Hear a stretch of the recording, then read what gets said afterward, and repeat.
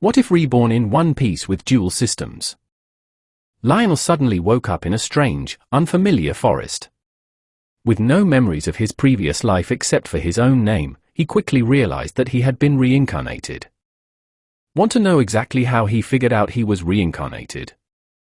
It was because he still kept all his memories of the novels, fanfics, manga, and manhwa that he had ever read. Even the anime and Marvel movies were still perfectly preserved in his mind. In fact, those fictional worlds had become incredibly sharp and clear, simply because his mind was completely empty of everything else. Before he could fully process his strange new surroundings, a cold, mechanical sound echoed directly inside his head, leaving his mind completely blank. Ding! You have obtained the main system, the Destiny Steel system. Ding! You have obtained the subsystem, the Dimensional Chat Group. Chapter 8, Devil Fruit, Chatting for the First Time. At this moment, Lionel was looking at the fruit in front of him, which resembled an apple. It had swirls on its surface, it was completely blue, and it had a lightning branch as a stem. Without a doubt, it was the Logia of Lightning, the Goro Goro no Mi. When he retrieved it from his inventory for the first time, he felt it beat like a heart. It was as if it were a living being, terrified of something. And this living being was afraid of its natural enemy. Then, the next moment, the system's notice resolved Lionel's confusion. The system chimed. The host is interacting with the destiny of a spirit, the lightning demon soul. He was so astonished at this moment. He felt as if he had discovered a great mystery, a mystery which puzzled many people in his past life and which was the true source of devil fruits. He then shook his head and asked Arya. Arya, can you show me the lightning demon soul's destiny list? The system responded. Understood. Name, Lightning Demon Soul. Nickname, Devil Fruit, incorrect. Age, more than 1 billion years, incorrect. Gender, male, incorrect. Abilities. Lightning Body, Mastery Peak, confirmed. Lightning Spirit, Mastery Peak, confirmed. Lightning Element Affinity, 100%, confirmed. Innate Ability, the Curse of the Sea, 100% effect, confirmed. Note, this is an innate ability, the effect also cannot be reduced for a demon soul. Innate Ability, Lightning Demon Aura, Mastery Peak, confirmed. Bloodlines, Lightning Demon Soul Bloodline, 100% concentration, confirmed. Warning. Bloodlines cannot be taken without paying the corresponding price. The host can steal one destiny from the list. Wow! At this moment, Lionel was completely speechless from the abilities of the lightning demon soul. It's good that this horrific thing is sealed in this little fruit, otherwise this world would have ended a long time ago. He sighed before collecting his thoughts. What the hell is he? His age is more than 1 billion years old. With all these amazing abilities, it's good that he has a weak point, or else this world would be chaotic, he added while scratching his chin. The system prompted him. You have to plunder the lightning spirit ability. You need it more than ever. Yes, Arya, that's what I am thinking too. Unfortunately, I can't take them all. Lionel sighed in disappointment. He was disappointed that he couldn't take all the abilities away, but this momentary sadness didn't last long after he thought about mastering the peak. What did this mean? This meant that he would get 100 attribute units at once. Can you imagine this? Not to mention, the lightning spirit would give immense benefits. Lionel's soul would become completely balanced with his body, and even if he didn't obtain a lightning body, his spiritual attacks would have the property of lightning from now on. Author's note, he only needs a Zanpakuto with the lightning element, and he will become a Shinigami in the next moment. But not to worry, he could still take a lightning body from Enel later. At that time, his system would be upgraded and might be able to steal more than one ability. Even if Enel's mastery was low, it didn't matter, as he could raise their mastery with a peak lightning spirit, and much faster. This was the third benefit of the lightning spirit, and there was still a lot hidden which needed to be dug up later.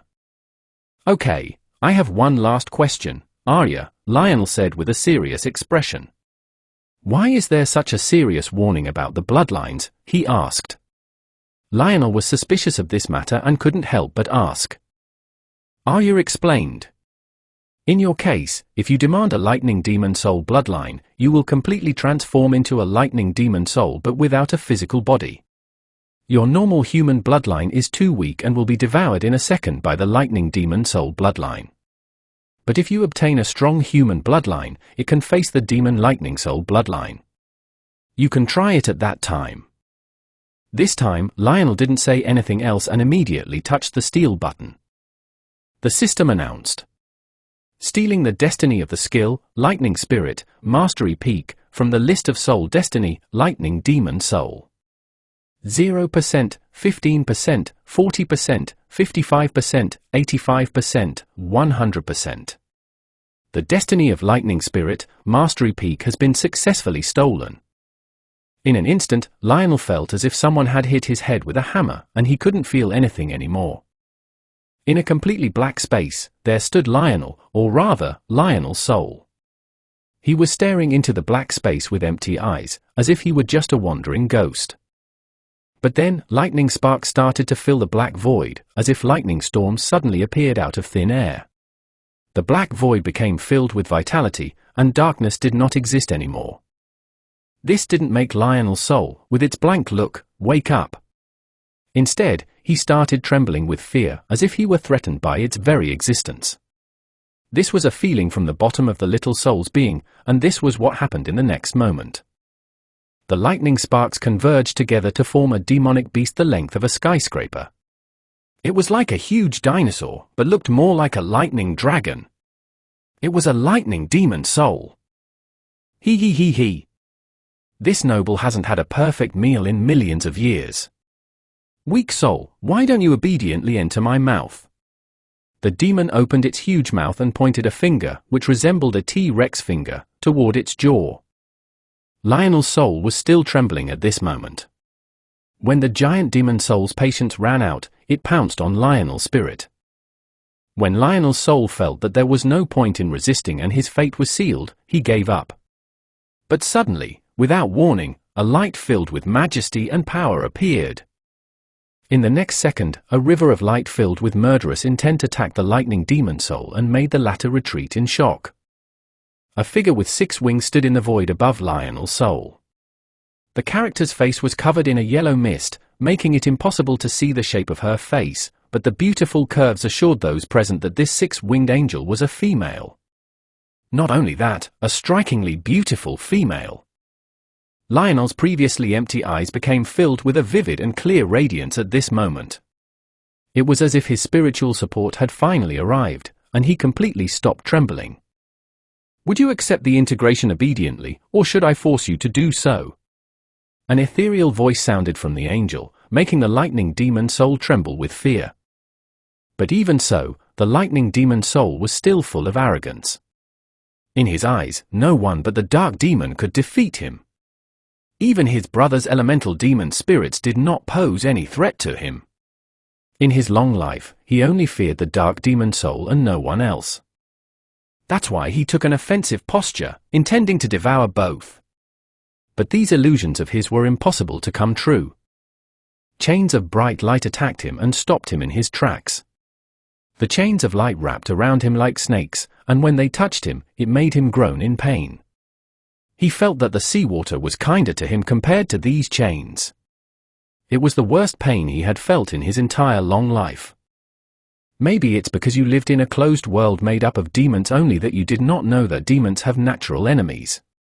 Even if you were only a demon soul, you would still be considered a demon, and a high-ranking angel like me is just such a terrifying enemy to you, the angel's voice said, filled with bone-chilling coldness. Forget it, it's useless to talk to a dead person, she then added with a helpless sigh. After shaking her head, she sent an arrow of light directly into the forehead of the giant beast.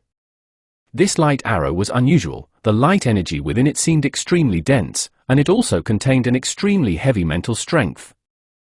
After the arrow pierced him, the lightning demon soul's eyes turned dull. He stopped resisting completely, and then, in the next instant, he completely transformed into a torrent of blue light, flew directly to Lionel's soul and merged with him. After feeling what seemed like an eternity, Lionel opened his eyes, and the first thing that caught his attention was the immense power he was feeling at this moment. His soul was pulsing. He felt that he had to get out at once and go berserk in the forest just like an Ozaru. But he suppressed his desire by force. Then, with his advanced medical knowledge, he restrained himself again so as not to cause trouble with his uncontrollable strength. "Thank you, Arya, for saving my life. This goodwill will surely be returned to you one day." Lionel felt a feeling of warmth and emotion like never before as he thanked Arya. At first, Arya had intended to lie about the previous event and deny that she had interfered. But after feeling the emotion and sincere gratitude from Lionel's soul, she didn't know what to say and felt lost. Eventually, she sighed and said, "Well, it was my advice to plunder that demon spirit, so I had to take full responsibility. I already knew the consequences, and if I wasn't sure how to control the situation, I wouldn't have let you plunder that demon spirit, as it would have devoured you in one bite without my help." But he wasn't able to finish his words when he was surprised by successive notifications. This time, it was from a yellow interface and not the blue interface that he was used to. The system chimed. The Fairy of Frozen Beauty sent a message. Titania sent a message. The Pirate's Empress sent a message. The Sad Fate Girl sent a message. Lionel was overjoyed and hurriedly entered the subsystem. The interface of the yellow dimensional chat group opened before his eyes, and then the vast amount of notifications surprised him. The dimensional chat group has been activated. The administrator, the future Harem King, had invited the Fairy of Frozen Beauty to the dimensional chat group. The administrator, the future Harem King, had invited Titania to the dimensional chat group. The administrator, the future Harem King, had invited the Sad Fate Girl to the dimensional chat group. The administrator, the future Harem King, had invited the Pirate's Empress to the dimensional chat group. The Fairy of Frozen Beauty has joined the dimensional chat group. Titania, the Queen of Fairies, has joined the dimensional chat group. The Sad Fate Girl has joined the dimensional chat group. The Pirate's Empress has joined the dimension chat group. Who the hell is the future Harem King? Even if I wanted to, at least let my desires be hidden at first. Or else, everything will be lost. Lionel's eyeballs nearly popped out after he saw the shameful nickname given to him by the system. He got very angry and wanted to change it right away, but he remembered that there were 4 unread messages earlier. His face immediately turned pale, and he even felt unwilling to continue reading the messages. But his curiosity couldn't help but turn his eyes toward the chat frame. The Fairy of Frozen Beauty said, "Hello, is anyone here? Can you explain the situation to me? And who is this future Harem King who added me?" Titania said, "I also don't know what's going on here. And I don't know who this future Harem King is. I don't even know what nonsense I've been put into. By the way, are you a fairy, or is it just your nickname?" The Sad Fate Girl said, "I may know what's going on. This is kind of like a Facebook or WhatsApp chat group, but what is this phantom interface that appeared in front of me? Is this some kind of experimental technology? And what the hell is my nickname? But anyway, my nickname is less embarrassing than the administrator's, ha ha ha." The Pirate's Empress said, "What is this yellow interface before me? Is it some kind of fruit ability? If someone is messing with me, I swear I'll turn him into stone no matter his background. I don't care, anyway, I can do anything because I'm beautiful. By the way, who is this future Harem King?" At this moment, he felt that it would be good if he could withdraw from the chat, but unfortunately, this feature did not exist for him. Chapter 9, Get to Know Each Other. Previously, in the Frozen Cloud Asgard sect. The Fairy of Frozen Beauty was in her ice room, sitting in the common lotus position when cultivating, but at this moment she was not cultivating at all. The yellow interface in front of her eyes had completely grabbed her attention, as if a whole new world had opened before her. She didn't know the source of this incredible thing. She even made sure that this entire thing, calling itself the system of the dimensional chat group, was indeed from another dimension. After she had pressed the icon recommended by the system when she first got the interface, which was called the user guide, this is what she found. Welcome to the Dimensional Chat Group. You can chat with a selection of people from different dimensions chosen by the owner of the group, and share your life moments and adventures with them. Here, you will get real friends. This is the guarantee of the system. You can also buy anything from the worlds of existing chat members or even travel to their worlds. But all of this requires points, which will be awarded daily according to each member's participation in the chat, random tasks from the system, or tasks scheduled by the group administrator. You can browse the list of stores that are currently available in the icons on the right side of the interface. Settings and user rules are in the icons on the left side of the interface. Other members will be added once per month. Notice from the system, the group's goal is to connect the members' fates with the fate of the administrator and protect their interests.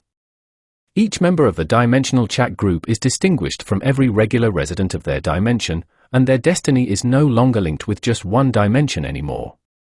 Their destiny is no longer as planned in their original dimension. So please act with caution. However, the system can provide all the necessary conditions to bring the chat member to the pinnacle of their realm and control their destiny, and the administrator can help too. This was a lot of information that made Chu Yuchan feel dizzy.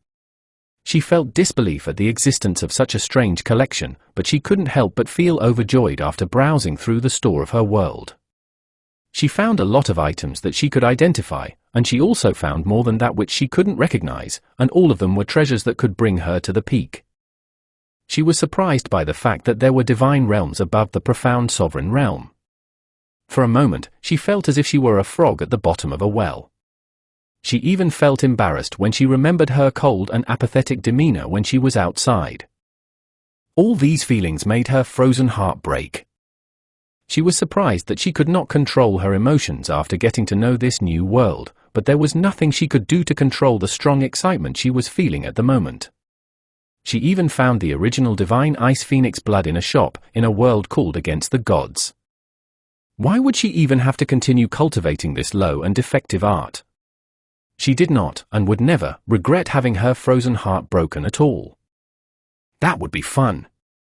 While saying that, she tried to regain her cold expression but was betrayed by the raised sides of her rosy lips, a smile that was pure excitement and anticipation. But it was a good thing that her veil hid that smile, otherwise, the Blue Wind Empire and the neighboring empires would have fallen by now. Ha ha, just a metaphor for a beauty whose appearance could topple countries. She didn't hesitate any longer and entered the group's chat page. She was surprised by the notifications of the organized members like her, but she didn't think much of it and quickly sent a message first. The language in the interface was completely alien to her. She could swear that she had never seen it before in her life, but why could she understand it as if it were her original native language? This was one of the major reasons why she truly believed in the reality of this dimensional group. Author's note: well, it is English, of course. By the way, its original language is Chinese. All primal chaos speaks Chinese, and even the ancient gods speak Chinese. The Fairy of Frozen Beauty asked, "Hey, is anyone here? Can you explain the situation to me? And who is this future harem king who added me?" Her clicks on the strange keyboard were as light as a feather, as if she had long been accustomed to them.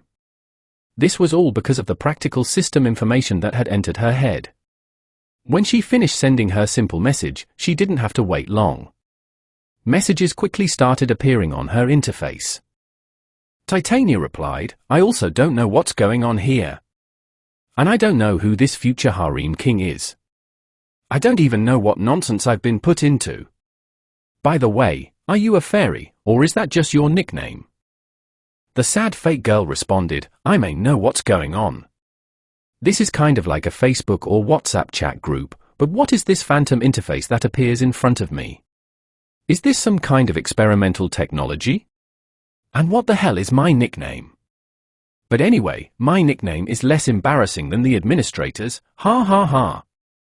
The Pirate's Empress declared, "What is this yellow interface before me?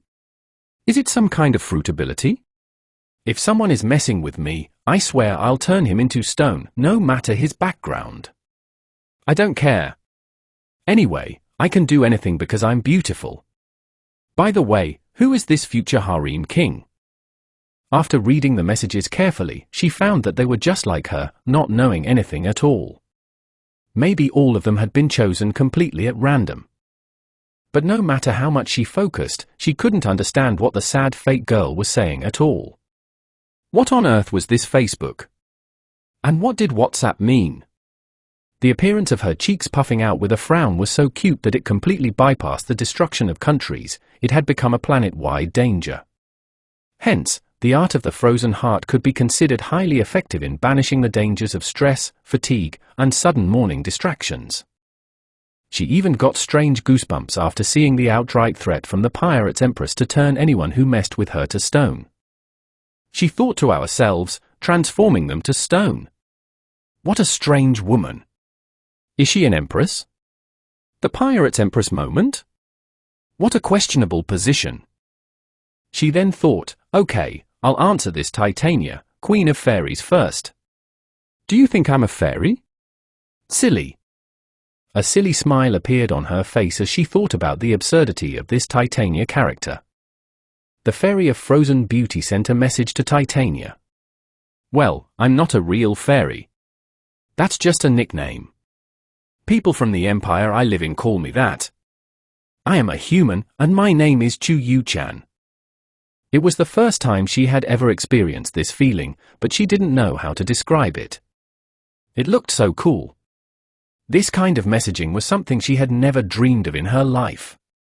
There were many ways of messaging in her world. Cultivators could communicate with each other by voice transmissions, they could use special stones to record and transmit sounds, and even the most primitive species could send messages in calligraphy using profound flying beasts.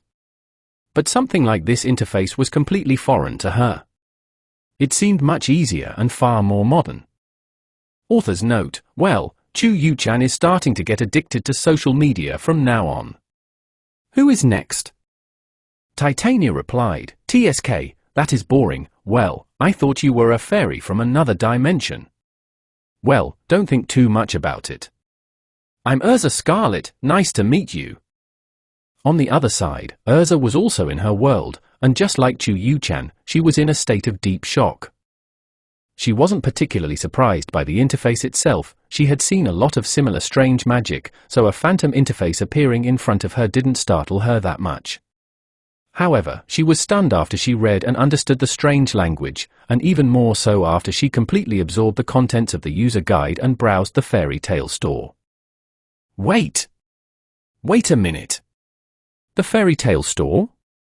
Why is it named after my guild?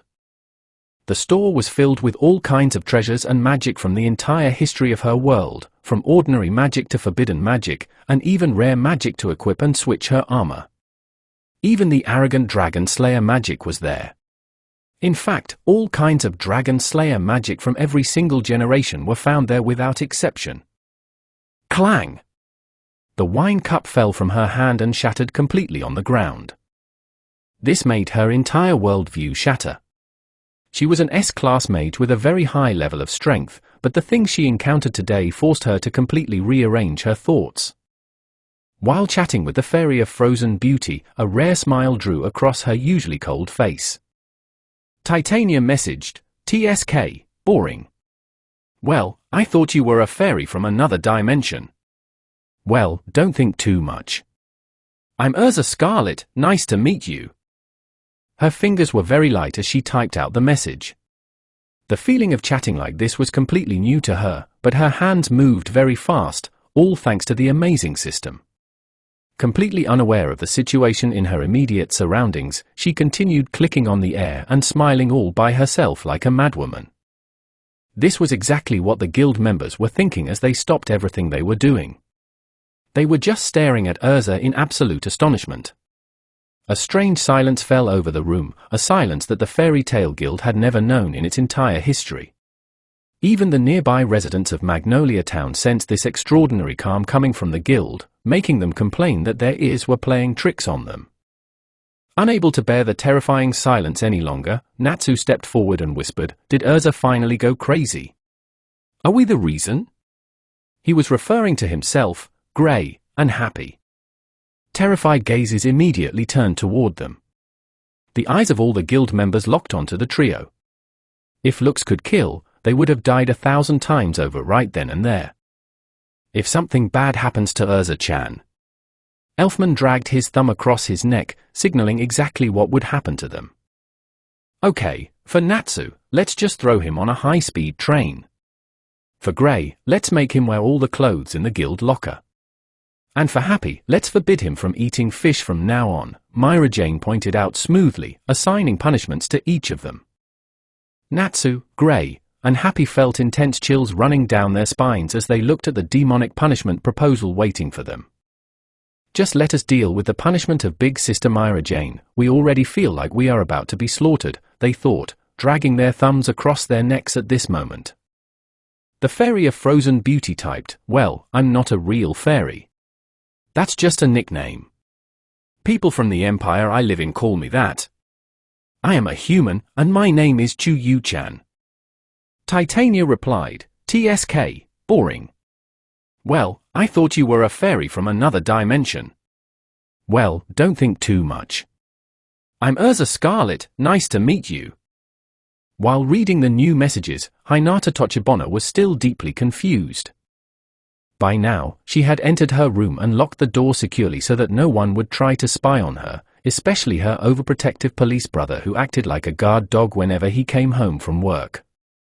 She checked the so-called user guide over and over again, but she still couldn't fully comprehend something so unreal to her, such as alternate dimensions, multiple worlds, and changing destinies. Her mind was a complete mess. Even though she possessed great concentration and a flexible personality from being a school teacher with a high level of education, all that knowledge and logic went straight down the drain in the face of something supernatural like this wondrous interface before her. Even now, she still secretly thought it might be some kind of serious mental illness she was developing. This was true even after she had shared her first message in the group out of pure curiosity. What made it even more bizarre was getting to know 2 out of the 3 other people in this dimensional chat. Titania? Isn't that Urza Scarlet from the manga fairy tale? The Pirate's Empress? Isn't that Boa Hancock from the manga One Piece? Are you kidding me? How can fictional characters communicate with me? Surely this is a hallucination, or maybe I was randomly selected to try out a new piece of technology in the field of optics and communication recently invented by an unknown organization. Hinata Tochibana's mind was racing to come up with any logical clue to deny the illusory reality she was currently experiencing. Sighed, well, I'll give it a try first and judge it later. But in the end, she simply sighed and stopped overthinking it before she went completely crazy. She was easily the least receptive person out of the 4 members. Naturally, that made sense, her world was just a normal one without any paranormal elements. What made matters worse was that she instantly recognized Urza and Hancock by their usernames and manner of speaking. Being a huge fan of both manga series and those characters in particular had a massive psychological effect on her. She also looked through the list of stores and recognized 2 of them, the One Piece store and the Fairy Tale store. She didn't recognize the Against the Gods store, but she guessed it was likely a Chinese web novel and resolved to search for it later on the internet. But when her eyes fell upon the Tokyo Revengers store, her entire body began to shiver as she stared at it. Wait, why are there fighter planes listed here? Even an aircraft carrier, all kinds of military ships, cars, trucks, trains, even commercial airplanes are here. Hell, the latest generation iPhone is listed. All kinds of clothes, food, games, and manga are right here. Am I in heaven? Without even realizing it, she was screaming hysterically at that exact moment. For the first time, she desperately wished this was all real. The sad fate girl typed out, I'm Hinata Tochibana from Tokyo, Japan. Nice to meet you too, Titania. Could you possibly be Urza Scarlet of the Fairy Tale Guild in the Fura Kingdom? And Pirate's Empress, could you possibly be the Shichibukai Boa Hancock, Queen of the Island of Women in the Calm Belt? Hinata Tochibana hesitated a bit before sending the message, but eventually, she clicked the send button. What truly made Hinata Tochibana take this dimensional chat group seriously was her sudden ability to understand and write English just like her native Japanese. She was only an elementary school Japanese language teacher. Although she had a decent grasp of basic English, it was absolutely impossible to compare it to her current level on this interface. It felt as if she had suddenly gained a thorough, flawless understanding of the English language from a genetic perspective. She realized that this kind of technology simply did not exist anywhere on Earth. Wait! Could it be? At this moment, Hinata Tochibana had a terrifying premonition. If this was real, then wasn't her world likely a manga series in another world as well? Titania responded quickly, "Hey! Sad fake girl, do you know about me? Are you from the same world as me? But that's weird. I've never heard of any place called Tokyo or Japan before. I haven't even heard of Women's Island either." Meanwhile, Hancock was currently in the bathroom, enjoying a hot and misty bath. But all of this was only an excuse to secretly check out the strange event that had happened to her today. It was a well-known fact that Hancock would kill anyone who dared to disturb her bath time, so her bathroom was easily the safest, most undisturbed place on the entire island of women. She was also highly shocked by this yellow interface and the information she gathered from it. She saw a language she didn't think existed in the world, yet she could somehow perfectly understand and write it. What's more, she found all kinds of exotic treasures and devil fruits being sold in her world store, which was named after the treasure of the Pirate King, the One Piece store. She completely ruled out the possibility of someone with a devil fruit ability messing with her based on the system information and the live messages of the other members. She accepted that she had truly been invited to a dimensional chat group, which meant every single member of this group was from a completely different world. A different world. This term, which she had never heard before in her life, started to reverberate in a balanced rhythm that quickly accelerated inside her mind. With this realization, her heartbeat quickened and her breathing became heavy. Can I actually get out of this world? Will my strong knight come from another world and take me away from this dark and turbulent place? While thinking of the night of her dreams, her heart raced and her face flushed pink. Together with the thick mist of the bathroom, her white, water-soaked skin formed an incredibly striking image that could cause Sanji to instantly lose his composure if he ever saw her. In this exact moment, the messages updated. The sad fake girl said, I'm Hinata Tochibana from Tokyo, Japan. Nice to meet you too, Titania. Could you possibly be Urza Scarlet of the Fairy Tale Guild in the Fura Kingdom? And Pirates Empress, could you possibly be the Shichibukai Boa Hancock, Queen of the Island of Women in the Calm Belt? Titania replied, "Ho! Sad fake girl, do you know about me? Are you from the same world as me? But that's weird, I've never heard of any place called Tokyo or Japan before. I haven't even heard of Women's Island either." The message from the girl named Hinata Tochibana pulled Hancock right out of her daydreaming, but its content made her deep eyebrows furrow as she thought to herself. Tokyo. Japan. I've never heard of any country or island with those names before. Is she from my world? But I've never heard of the Fura Kingdom or the Fairy Tale Guild either. That's incredibly weird. Well, I'll just ask. She loved how she could click the digital keyboard so fast and nimbly. Without even realizing it, she typed out her exact thoughts and sent them. The Pirates Empress messaged, "Yes, this queen is Boa Hancock, ruler of the Island of Women in the Calm Belt, and I am indeed a Shichibukai as well. Whatever your source of information is, it is completely correct. But I don't know anything about you. Are you also from my world? Where exactly? Is it in the Four Seas or the Grand Line?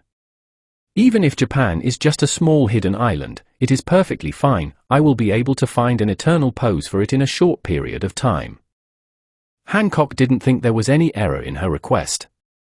She, of course, did not intend to harm the other party. As long as the user was a female like her, she would be considered a friend just as the system guideline stated.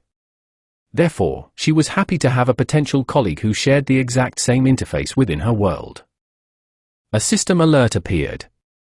The administrator, the future Harem King, changed his username to Devil D Lionel.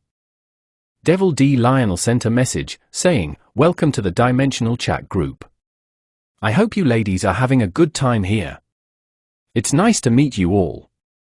I'm Lionel, the admin and the owner of this group. Well, I am also the one who invited all of you here." Chapter 10, The Truth of the Dimensional Chat Group, Teasing Makino. Devil D Lionel, welcome to the Dimensional Chat Group. I hope you ladies are having a good time here. Nice to meet you all. I am Devil D Lionel, the administrator and owner of this group. Well, I am also the one who invited you.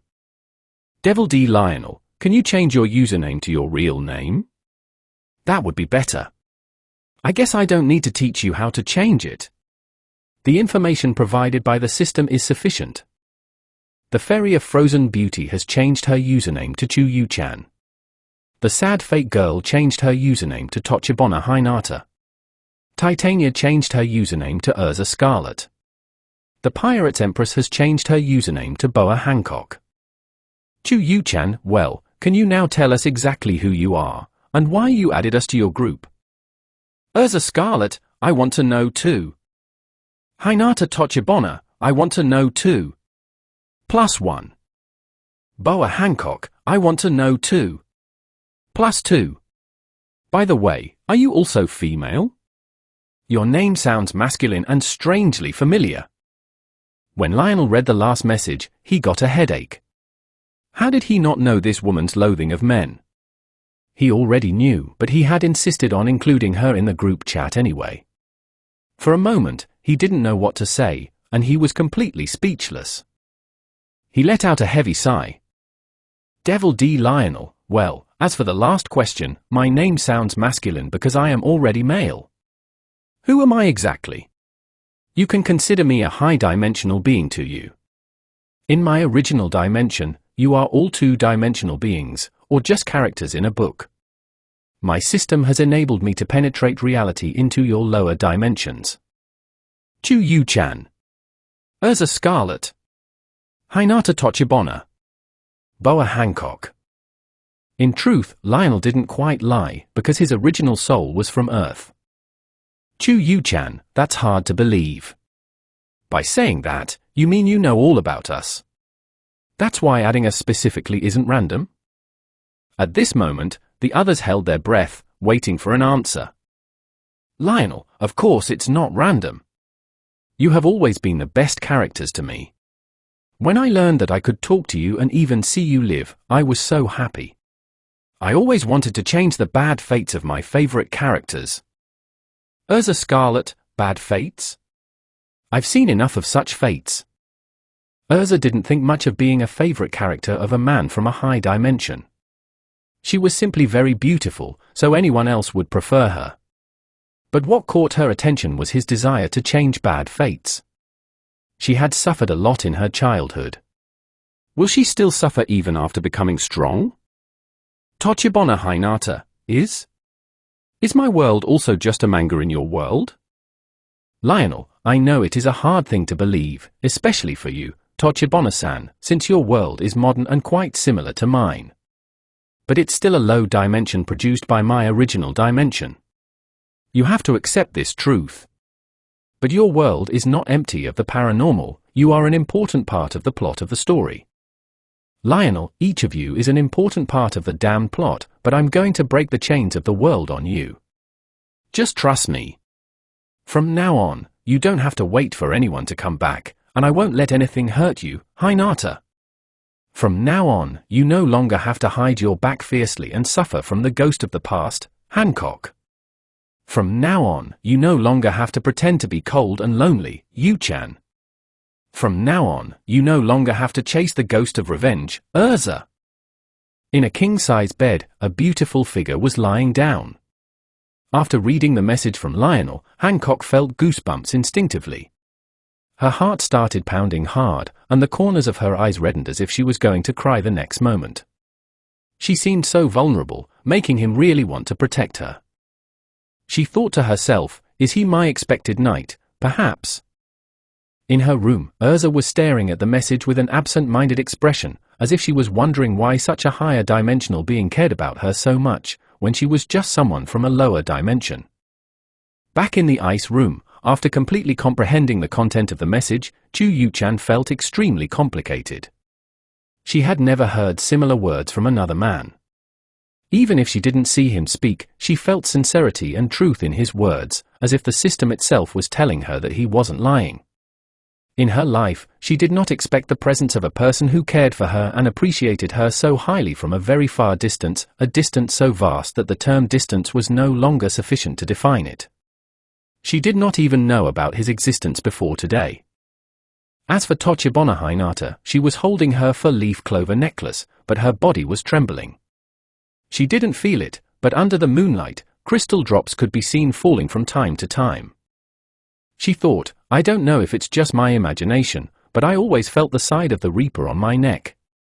Does the disappearance of this feeling have anything to do with it? It is easy to win someone over when you understand them. You just have to catch their sensitive weak point, help them overcome it, and rid them of their burdens, and you will win their hearts easily. Lionel was smiling a triumphant smile as he waited for the four beauties to return. He was sure to welcome them all into his life. He would find some minor obstructions, but everything would be fine in the end. With the plot armor of the One Piece world, Hancock would probably enter the network first. Arrogant, shameless, idiot times 100. In the essence of his soul, Arya was grumbling about Lionel's dramatic actions. But in the end, she only sighed, powerless to do anything else. She stopped throwing fits of frustration at nothing. She knew Lionel well, he could never go against his nature. Arya spoke in his mind. Well, what are you going to do with the rest of the devil fruit? It's still in your hand, you know. You'll think it's an apple and eat it accidentally. Ah. I completely forgot about it. Lionel looked at the devil fruit, which had visibly lost some of its brilliance, and thought for a moment. I'll just sell it to the system. Arya replied, the system will not buy anything it gave you, you idiot. The system only accepts the original things of the world. Okay. I'll just leave it in the inventory. Maybe I'll give it to a dutiful subordinate in the future or just sell it. As he said that, the devil fruit disappeared from his hand and entered his storage. A knock came at the door. Lionel, are you still awake? You haven't gone to sleep yet, perhaps? Makino's gentle voice made Lionel's ears tremble. He immediately left the chat interface and arranged himself well. When he was ready, he answered, Yeah, Makino. Here I come. Lionel opened the door to his room and was surprised to see Makino, who gave off such a mature mood at this moment that he blinked in surprise. Makino was still wearing her orange striped dress, but without her apron. At this moment, Lionel didn't know if it was intentional or unintentional, but she had succeeded in getting his attention. My work is completed and the bar is closed. Didn't you say you'd help me clean? She said, with a triumphant smile on her face. Ah, yeah, of course I didn't forget that. I would have come along if you hadn't called me. Hey! Well, that's fine then, let's go. Makino caught Lionel's hand warmly and dragged him into action. Her close presence gave him a wonderful sensation, making his heart race. But with his newly acquired, enormous spiritual strength, he suppressed all his wild thoughts. If it were before, he would have lost his composure immediately. Arya spoke up again. Why don't you look at this woman's fate list? You might find something that will surprise you. Lionel thought back, really? Then show me, Arya. As he was dragged by Makino toward the bar, he carefully looked at Makino's characteristics on the system interface.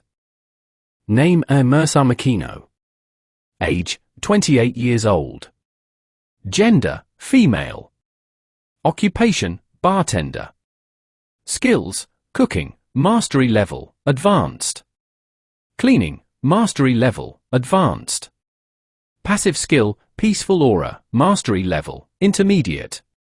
The system prompt read, the host can steal one fate from the list. Lionel thought, her full name is Mersa Makino. Wow, something like that wasn't mentioned in the manga. And wow, what a broken skill.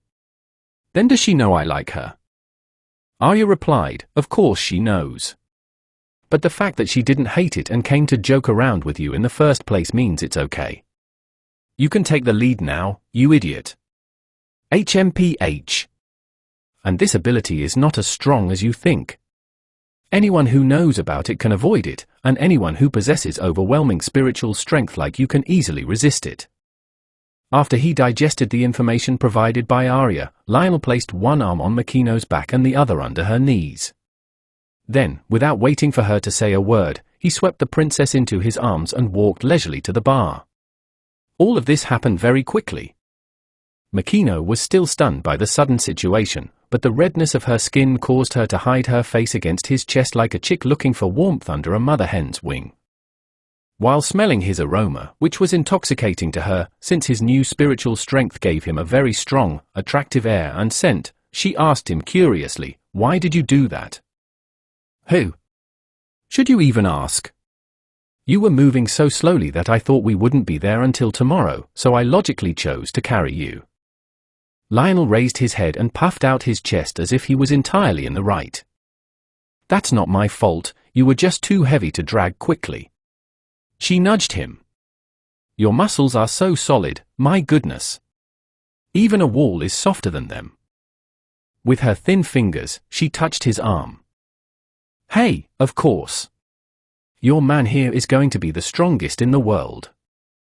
Without realizing it, Lionel had already spoken very boldly. "You're bragging. And who says you're my man?" "Oh, okay, let's start cleaning. I'm tired of standing up, but if you want me to hold you all the time like this, I will surely do so." Makino hurriedly got down and ran like a cat whose tail had been stepped on. Lionel could see her ears turning red from embarrassment. Muffling the urge to tease her again, he took the nearest broom and began to sweep the wooden floor. Makino kept staring at him the entire time as if she was confused by something. But as for Lionel, it felt as if she was looking at him in plain view the whole time. Nothing could escape his enhanced senses. If his haki gained observation now, he could observe the entire East Blue. This was the extent of his spiritual strength currently. He thought, I think she's confused about not being able to look through me anymore. She seems to have been entertaining herself with seeing through my thoughts before, but not anymore. Looks like this night will be very long." Chapter 12, Lionel vs. Luffy. Lionel woke up early in the morning, and after recovering his memories of the wonderful night's events, he smiled broadly. He calmed his rushing thoughts with force and turned on his side. As he saw a beautiful woman by his side, a gentle smile appeared on his face. Next to him was Makino, deeply asleep under the covers, as if she was in a beautiful dream. "Yosh! I'll cook the most delicious breakfast in the world to wake her up." Lionel got up quietly so as not to disturb her sleep and went to the kitchen. He held a knife and a frying pan in his hands, but he didn't know what to do next.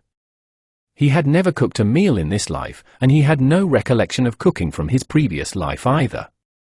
"Well, I can just buy it from the system store." Lionel laughed before looking at his system. He then clicked the store, and a cooking skill was presented in front of him. Skill: Cooking. Level: Diamond Class. Description: all the abilities, recipes, and ideas of Sanji's cooking. Price: 10,000 store coins. What? It's so expensive. Why is it so expensive, Arya? Lionel asked with a confused expression. The system voice replied, because the skill level is so high that it can be compared to a saint cook. The host should know that skills used in daily life like this are very cheap compared to combative or strategic skills. Lionel thought to himself, why is her voice different? Oh. Maybe Arya is offline and the original system took over. Lionel nodded as he concluded to himself before saying aloud, "Okay. Thanks, system." Lionel didn't think any further and bought Sanji's cooking skills. He wasn't in the mood to care about anything else right now. A system ding rang out. 10,000 store coins have been deducted. The host has 9,990 store coins remaining. Suddenly, Lionel felt a massive torrent of knowledge and ideas about cooking invading his mind. When this torrent ended, he felt something else merging with his body. It was, without a doubt, all of Sanji's abilities and skills. He then bought everything he needed to make a perfect breakfast from the system store. After that, he immediately started cooking. After he finished, several dishes that could make Luffy salivate appeared on an elegant tray. There was salmon with orange sauce, fish stuffed with vegetables, tuna stew with cream, meat pies, and delicious milk. The fish dishes stood out amongst them. In short, it was an incredibly sumptuous breakfast. He then took the breakfast tray and, with slow steps, reached the front door of their room. "Makino, my dear. It's already morning. Come on, it's time for breakfast." Lionel whispered near Makino's ear, making her stir before she quickly opened her eyes. She stared dazedly at Lionel's face. She couldn't fully comprehend her surroundings yet, but after a couple of seconds, she remembered all the memories of last night, and her face turned bright red from embarrassment. "Sniff! Sniff! What a delicious smell!" Makino exclaimed before looking at the tray in Lionel's hand. "Did you, Ma?" Seeing this, Lionel didn't let her finish her words. He captured her lips for a very deep kiss, and Makino made no move to resist him. It seemed as if she was really enjoying it. "Sigh, Makino. Your embarrassed expression looks very charming and cute. Now, I want to hold you close again," Lionel said after he finished kissing her, smiling. "Moo. It's too early for that. And I'm too tired right now," Makino replied with a pout on her face. "Ha ha, I'm just kidding. Here, I made this for you." Lionel placed the sumptuous tray of dishes on the bed before sitting beside her. He then looked around the room, which still showed the warmth of their shared time. When Makino saw this gesture, she felt so warm that she wanted to cry. But she stopped herself, not wanting to make a weak appearance in front of her partner. She just silently enjoyed his caring attitude. After that, she smiled brilliantly at him before taking a bite of the breakfast Lionel made. When she chewed it, everything else practically disappeared from her awareness. Too delicious. Is this even made by a human? That was exactly what she was thinking right now. She had just eaten the best meal she had ever had in her entire life. "Did you cook this? You told me that you are good at cooking, but this level of cooking, are you, perhaps, a cooking god?" Makino asked excitedly, eating the food without any restraint because it was simply too delicious. "For you, I will be the god of cooking," Lionel replied with a hearty laugh before kissing her on the forehead. "Hee hee." Makino laughed sweetly. She couldn't believe that she could experience this kind of happiness. Unbeknownst to her, the tears of happiness and relief she was holding back were now flowing smoothly down her beautiful cheeks. Luffy woke up from his sleep because of the loud growling of his stomach. "I'm hungry." After taking a careful look at Deiden to confirm that she was still asleep, he walked cautiously towards the kitchen, clearly not wanting to be caught. A loud crack echoed. Luffy froze and stiffly looked down at his feet. There, he saw a stick that he had accidentally stepped on, and he immediately panicked. "What is a tree branch doing here?" he thought inwardly, cursing his bad luck. "Who? What's that?" When Luffy heard that voice, he looked stiffly in the direction of Deiden and saw her slowly opening her eyes before looking straight at him. "Who?" "Luffy. Do you want to steal the meat we stored again?" Deiden snarled before standing up and slowly walking towards him. Her voice was so loud that it woke up the men sleeping around them. "This is bad. Super bad. I got caught. Why am I so unlucky so early in the morning?" Luffy hurriedly ran. He didn't know where the meat was anyway, so it would be better to get his breakfast from somewhere else. As he ran, he heard the curses of Deiden behind him. "Damn you! Don't let me catch you, brat! I'll catch something and take it back with me to Makino-san, and she'll do the rest, the protagonist of this world muttered as he ran into the forest. 1 hour later, Luffy arrived at the bar, which was still closed, carrying a whole bull on his back. Sniff! This smell! It smells so delicious! Sniff! Luffy was surprised by the aroma and followed it.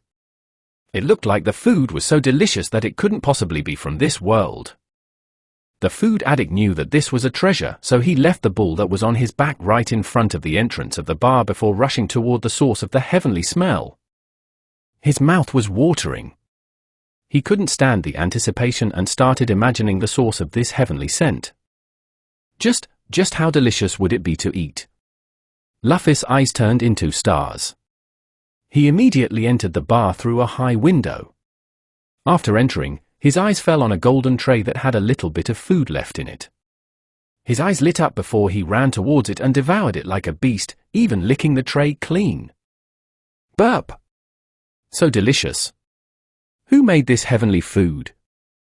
Luffy had practically ripped his shirt away after his cells reacted to the amazing food on the golden tray. He wanted more, and he felt he could keep eating such food until the day he died. Who? Luffy? You're early today. A soft voice brought Luffy down from Cloud 9.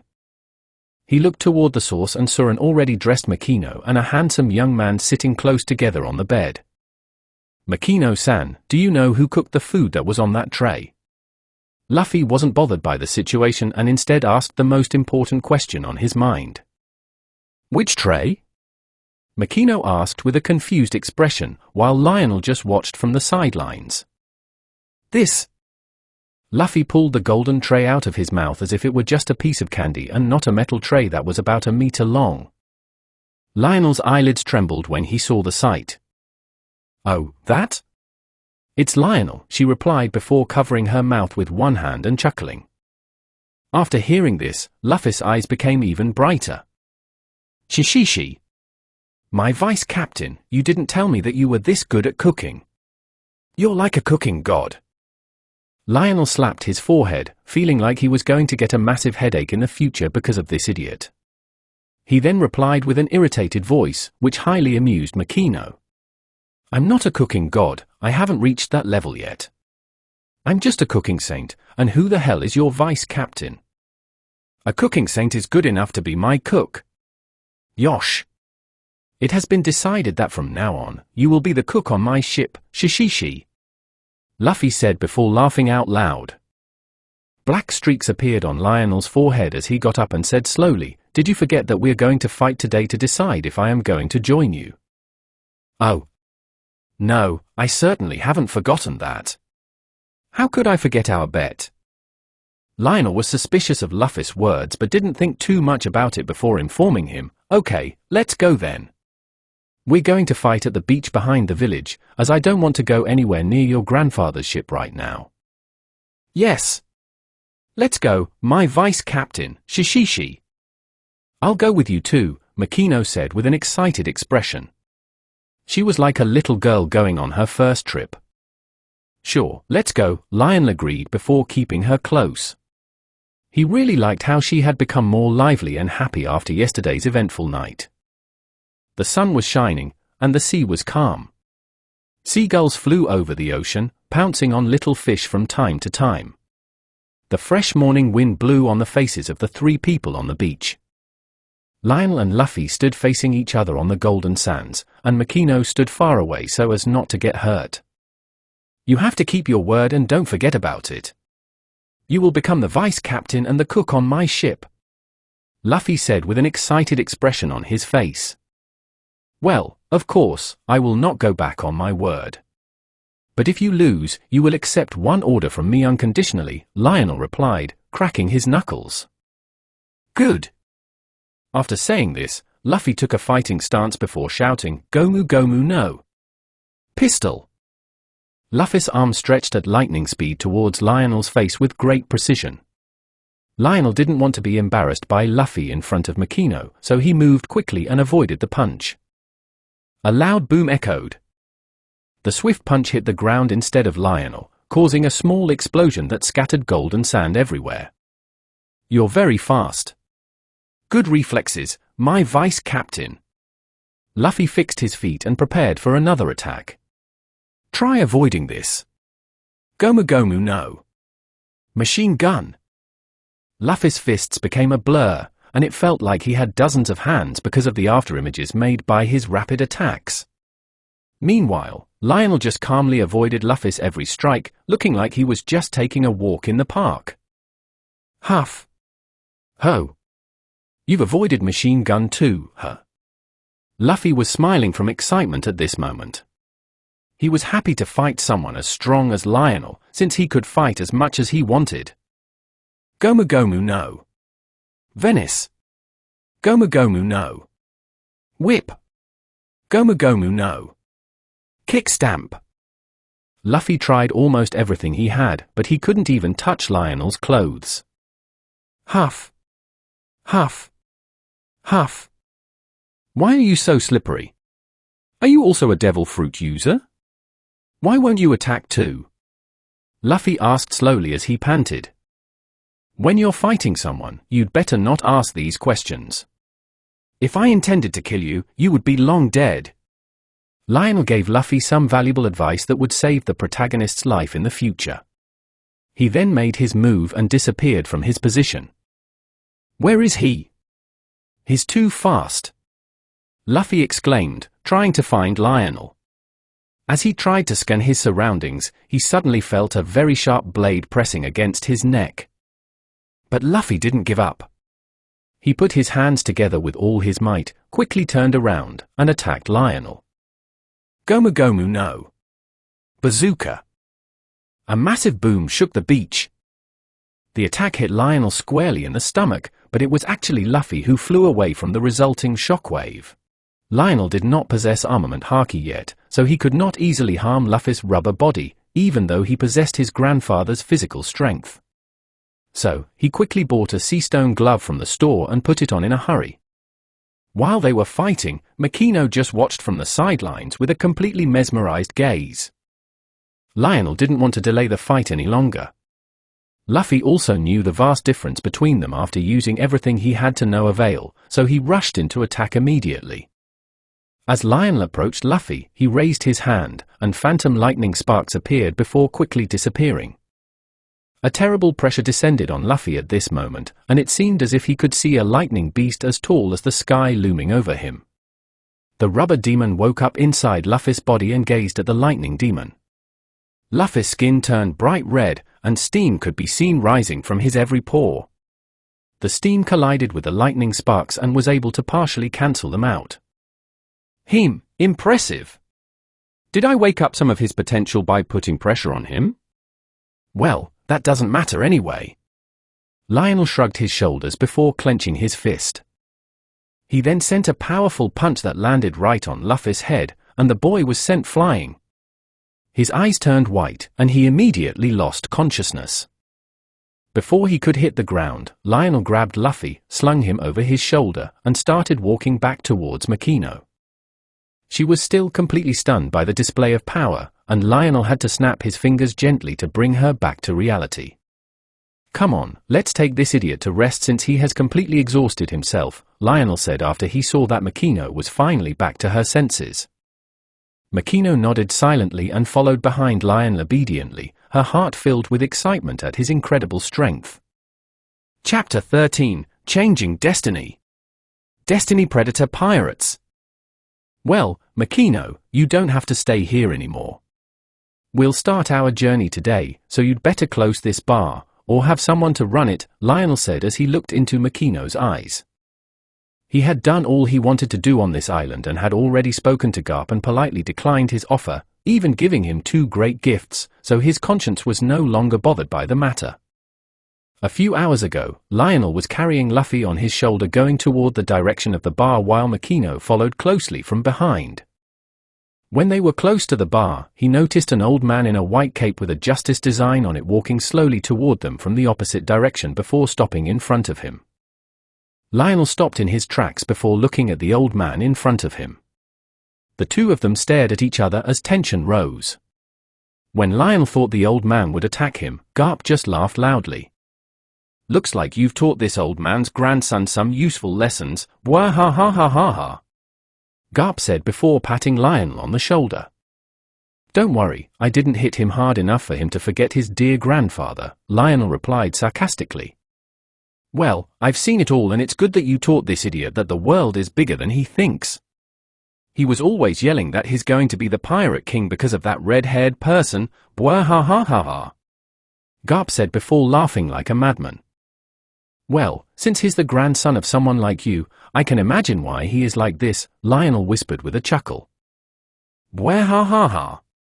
It seems your tongue has gotten sharp since you recovered, brat, Garp stated as he munched on his chips. Crunch. Crunch. As he emptied the contents of the cookie sack into his mouth, he looked at Lionel with some not-so-invisible appreciation before adding, Then what do you think about joining the Navy? This old man's offer still stands. I'm sorry, old man, I can't join the Navy. Lionel paused for a moment, before continuing, but I have a better candidate than me. He then pointed to the person on his shoulder. For a moment Garp was disappointed at Lionel's rejection of his offer, but after hearing the last sentence, his eyes lit up and he was overjoyed. Are you going to ask Luffy to join the Navy and give up his pirate dream?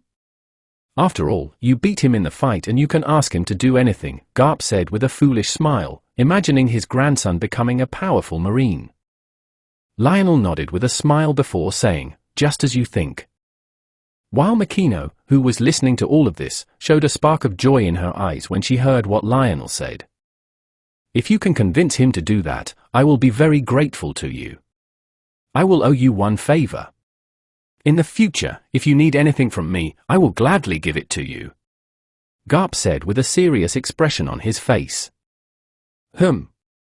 Getting such a promise from you personally is something many would fight for, ha ha. Well, don't take your words back. Maybe I will need your help someday. Lionel replied with a chuckle before asking his system. System, I want a medicinal pill from the store that can refine the body, unlock physical potential, accelerate body training, and heal hidden ailments. Understood. Several high-quality medicinal pills that could do all of the above appeared on his interface. Profound Body Refinement Pill. Saint Body Pill. Profound Physical Strength Pill. Ice Bone Pill. Profound Light Energy Nectar Pill. The Profound Light Energy Nectar pills immediately attracted his attention. This medicinal pill had special properties, and its usefulness was incredible. Even if its quality was only diamond grade, its effectiveness could be comparable to divine grade. It cost 3,000 shop coins, and despite his aching heart, he bought it. A small box appeared in his inventory with a small piece of paper containing the description of the pill. Here, old man, take this. Lionel then retrieved the small box and the paper before throwing it to Garp. The old man hurriedly grabbed them before slowly opening the small box. He was surprised when he saw a milky white pill inside that smelled like fresh morning milk. The aroma started to spread in the area around them, and after seeing this, he immediately closed it and stared at Lionel with a suspicious look. What is this? Is it a high-quality candy or some pill made of milk? Honestly, I prefer corn and wheat biscuits, Garp said, not bothering to read the paper. Is your head just full of biscuits, old man? The thing I gave you is so expensive that you can't even imagine it. It's impossible to estimate its value by the wealth of this world. Lionel said, exasperated. He then sighed before holding the paper in front of Garp and saying, I've noticed that your health has been heavily taxed recently, so I decided to give you that pill. It can help you regain your youth and give you overwhelming strength in a short period of time. Lionel was sure that with this pill, the old man would surpass his original self within a month. He wasn't a perfect gentleman, but he wasn't evil either. The old man helped him and was always kind to him, so he felt that taking his power without giving anything back would leave a bitter taste in his mouth. Who are you saying has become weak? Look at this old man's muscles, I can destroy a mountain with just a move. Do you want me to show you that? Garp said with an arrogant expression on his face. As he flexed his muscles, he didn't forget to hide the small box safely away, afraid that someone would take it from him. Yes, yes, you are really strong. I will take care of your grandson's matter after he wakes up. See you, old man, let's go, Makino, Lionel said before taking Makino's hand and walking away. Who Tilda, it looks like you've won Makino's heart, you brat. Where ha ha ha ha. The old man couldn't help but tease the couple. Lionel and Makino froze on the spot. The beautiful woman felt heat rising on her face, but Lionel suddenly approached her and put his arm around her waist, pulling her close before replying to Garp. Yes, it is unfair to leave a beautiful woman like Makino alone. I care for her and decided to keep her close, and she likes me too, old man. Where ha ha ha ha. Garp laughed before saying loudly, that's good. Then take care of her or I'll find you and you'll know the true fist of love. Hey, don't worry, old man. Lionel and the blushing Makino then resumed walking, ignoring the laughing old man. Thank you for teaching Luffy a lesson and for this weird pill, you brat. Garp's sincere thanks reached Lionel's ears before Lionel looked back for a second and continued walking. Lionel didn't respond, but Makino next to him noticed a small smile on his face. Oh wait, brat, what is this document about these people? You'll know them after you look for them. Remember, you have to recruit them under Luffy at any cost, Lionel replied without turning back. Who? Why them? And what did you see in them, brat? They're just little youths, a reindeer, and a skeleton. What the hell is this? Lionel didn't reply anymore and soon, the couple and the unconscious boy were gone. Garp was left staring at an information notebook with pictures of a green-haired swordsman, a blonde young man with a curly brow, a long-nosed young man, a short reindeer standing upright, a blue-haired cyborg, and a skeleton that looked creepy. The notebook was full of detailed information about each one of them, and Lionel highly recommended their inclusion in the Navy under Luffy's wing. After they reached the bar and left the unconscious Luffy to rest, Lionel turned around and looked Makino in the eyes. While the beautiful woman was thinking of opening the tavern, she remembered what he said and changed her mind. She then smiled softly and replied, "What can I do?" "If that's what you want, my dear, I'll do what you want." "What is that face for? Was that too surprising for you?" "I'll make you the biggest and best bar in the world in the future if that's what you want, but for now, we'll leave this place and go on our adventure," Lionel replied before giving her a warm kiss. "It's just... I'm worried I'm too weak." "I'll just weigh you down," she replied with a teary look, a gentle smile on her face. Lionel's expression turned serious and he said, "Don't say that again, Makino. I don't need you for strength, I need your presence. And this is just a simple problem that will be solved quickly. You're worried about your weakness, right? I will help you become strong." He then took out a white pill just like the one he had given to Garp, along with a blue fruit covered in spiraling swirls, and placed them on the table. "Here, this is a devil fruit. A lightning logia fruit that will allow you to control lightning as you wish, and this is the profound light energy nectar pill. As I said to the old man earlier, it can make you very powerful in a short period of time, and it can also unlock your potential and enhance your natural beauty. Your skin will become flawless, and it will perfectly enhance your appearance," Lionel explained with a smile. "Be quiet.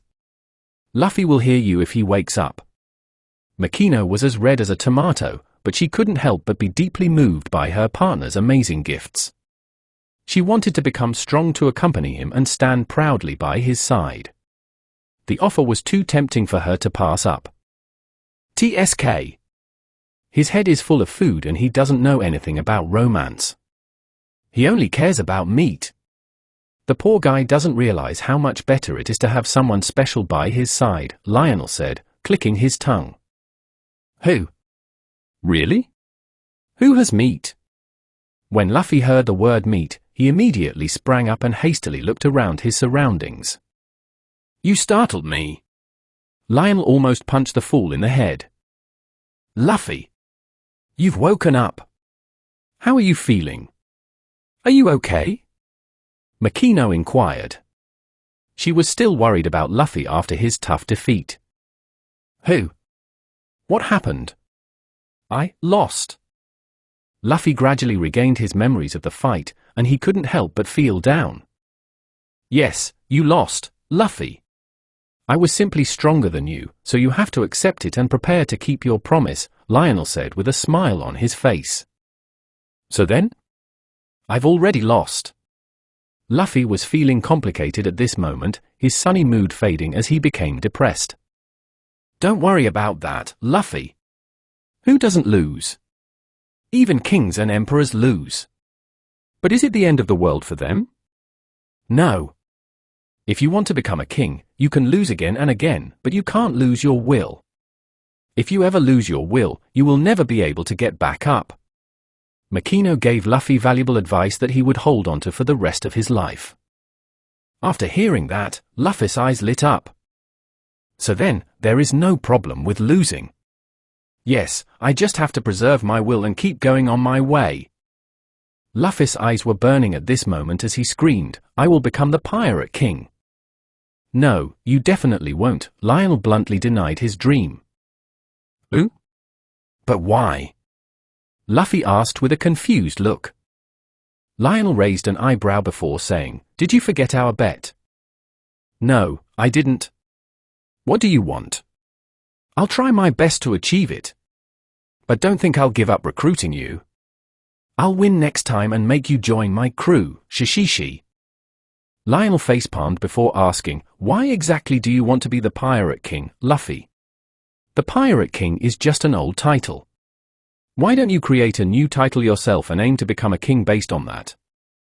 Ooh? But the Pirate King is the freest and happiest king. Why should I become another king? Luffy asked, completely puzzled. Idiot. Freedom and happiness are not related to a specific title at all, but to you. If you're powerful, you can be as free as you want to be. Lionel said with a smile before adding, So my order is that you become the king of the Navy instead of the king of the pirates. Even in the Navy, you can build your own crew and enjoy sailing and fighting. This? Luffy was hesitant to give up on his dream. Upon seeing this, Lionel struck while the iron was hot. I have asked your grandfather to arrange a group of comrades you can choose by yourself to be on your ship. If you succeed in recruiting them, you can travel and enjoy sailing with them and start your journey to become the king of the Navy under a special status. Your grandfather will take care of everything, and you can do whatever you want without being targeted by the Marine Forces, because you will technically be a member of them. Lionel said, laying out the perfect deal. Yosh. It's decided, I'll do as you say. Luffy said before raising his fist in the air. Okay, bye, I hope I don't see your face for a while. Lionel then picked up his companion, who was laughing in the background, before turning to leave in a hurry. He had explained so much that he didn't want to talk to the energetic boy anymore. Why are you in such a hurry? Come cook me a meal with your amazing cooking, my head still hurts. Luffy said, running after them. Get out of here. How do you feel after consuming the devil fruit and the medicinal pill? Lionel and Makino were on the beach, sitting beside each other. Makino didn't reply and just looked at him with a deeply appreciative gaze as he looked out toward the sea. Makino? What are you thinking? He had a teasing smile on his face that made her smile. Her face turned bright red, and she looked away in a hurry, completely flustered. Your embarrassed appearance is the best. By the way, you became even more radiant after taking the pill. I look forward to spending more time together after we start our journey, Lionel said. Makino felt a pleasant shiver, suddenly regaining her courage as she smiled back at him. Don't worry, we'll have plenty of time once our journey officially begins. Lionel then stood up, faced Makino, who was still seated, and extended his hand to her. I, the captain of the Destiny Predator Pirates, humbly ask you to board my ship as my first crew member. Will you accept? Makino clenched her fist, and tiny electric sparks started dancing like little snakes around her hand. She didn't hesitate any longer and placed her hand in Lionel's. Sure. I will go with you to the ends of the earth. Makino's smile was as wide as the ocean. From this moment on, she was no longer just a bystander, but a core member who would grow into a powerful force, capable of shaking the world with a single motion. The couple then boarded the ship Lionel obtained from the system. The Destiny Predator pirates. Their journey had finally begun in this vast world. Chapter 14, New Subsystem Function. Lionel and Makino were relaxing on the deck of the yacht. It had been half a day since they left Fushou village, and the white vessel had already set its course toward the next island, which was Syrup village. Previously, Lionel had purchased this high-end, 40-meter-long yacht from the system store. Its incredibly refined interior left Makino amazed, and even Lionel admired it completely. The yacht was sleek, exquisite, and noble. Its interior design consisted of 2 floors, with each floor featuring a modern bathroom, a kitchen, and 3 rooms, while a small pool rested on the upper deck. After purchasing all the necessities for sailing, Lionel was left nearly out of funds. Then, he and Makino designed the pirate logo for their crew, which didn't take much time at all. They designed a human skull with a unique black hole design inside its mouth, positioned over 2 crossed dragon claws at the bottom, perfectly representing the crew's name. Lionel painted the large logo neatly on the sides of the yacht. After the pirate flag was officially raised on the vessel, Lionel received several system notifications, most notably from the subsystem. Ding! Congratulations on sailing for the first time. The subsystem function map has been unlocked. Its description was very simple. It could display the maps of the marine areas, like the East Blue where Lionel currently was, but it would initially only show the name, shape, and size of an island. To unlock the full details of an island, he had to set foot on it first. Currently, the Goa Kingdom was the only island fully detailed on his map. Once he entered another sea area, such as the Grand Line, the same rule would apply. The second feature he unlocked left him in disbelief for an entire hour. Congratulations on creating your pirate crew. The subsystem function summons has been unlocked. Its description was also straightforward. By sacrificing opportunities to invite chat members, he could gain a random companion from across the multiverse. All companions summoned from their respective universes would be 100% loyal to him. He could only summon individuals, and the process was completely random, depending entirely on his luck. The system specified that as long as the target was a living, intelligent being from a fantasy world, they could be summoned. This meant he only had to worry about the power level of his summon, without any fear of bringing forth a mindless animal. Then, a new task arrived from the main system. Ding! A new task has been issued. Eliminate the pirate crews causing havoc in the East Blue. The description read, as a powerful force of the future world, you must clear the malicious threats from your path. Even as a pirate crew yourself, this task is necessary. There are 4 relatively famous pirate crews causing trouble in the East Blue that you must eliminate. Time limit, 1 month. Reward, summoning opportunities multiplied by 4. Penalty for failure, the host is prohibited from leaving the East Blue for 1 year. Number of crews eliminated, 0 out of 4. Disclaimer from the system, to balance the difficulty of the mission, the system has decided to withhold the specific identities of the 4 crews from the host. You must search for and locate them yourself. Good luck. Lionel was pleased with the task, confident that he wouldn't fail. However, the most important thing for him was checking the new functionality of the subsystem. He hurried to review the detailed parameters. The host can summon a living and intelligent being from different multiverse completely at random. The host can summon randomly from F level to SSS level using 1 chat invite opportunity. Unlocked. The host can summon randomly from S level to XXX level using 10 chat invite opportunities. Locked. Since it is the host's first time, you can use 2 summoning opportunities for free. Unlocked. The final system reminder made him incredibly happy. He thought for a bit, then pulled out a round black token that looked like a plate with a white center. This was a random chat member's invite token, which he had received from the starter pack previously. After inspecting it, Lionel asked the system, "System, can I exchange this token for one summoning opportunity?"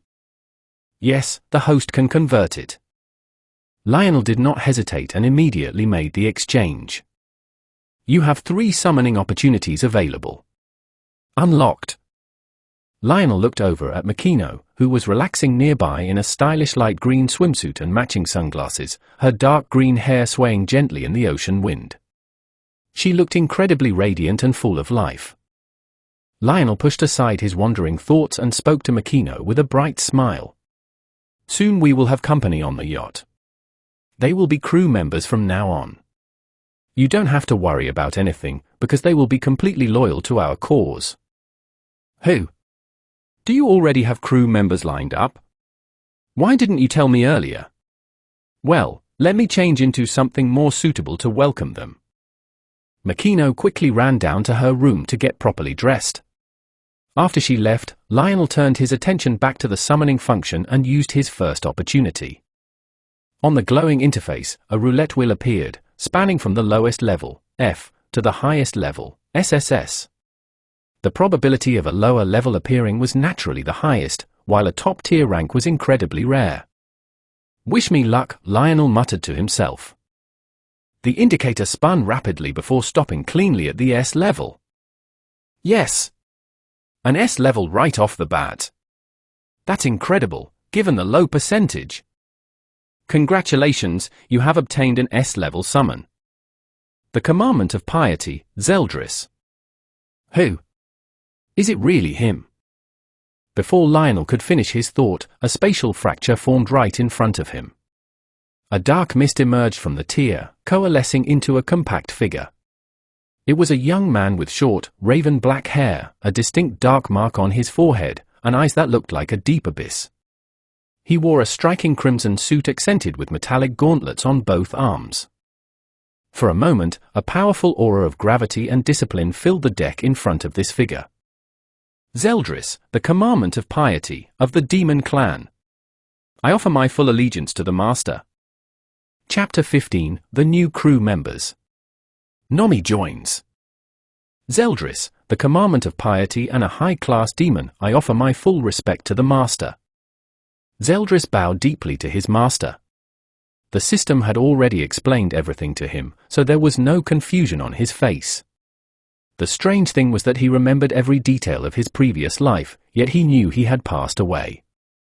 His new destiny was to serve his current master unconditionally, something he instinctively understood to be exactly as it should be. Okay, Zeldris, that's enough. You don't need to bow before me again.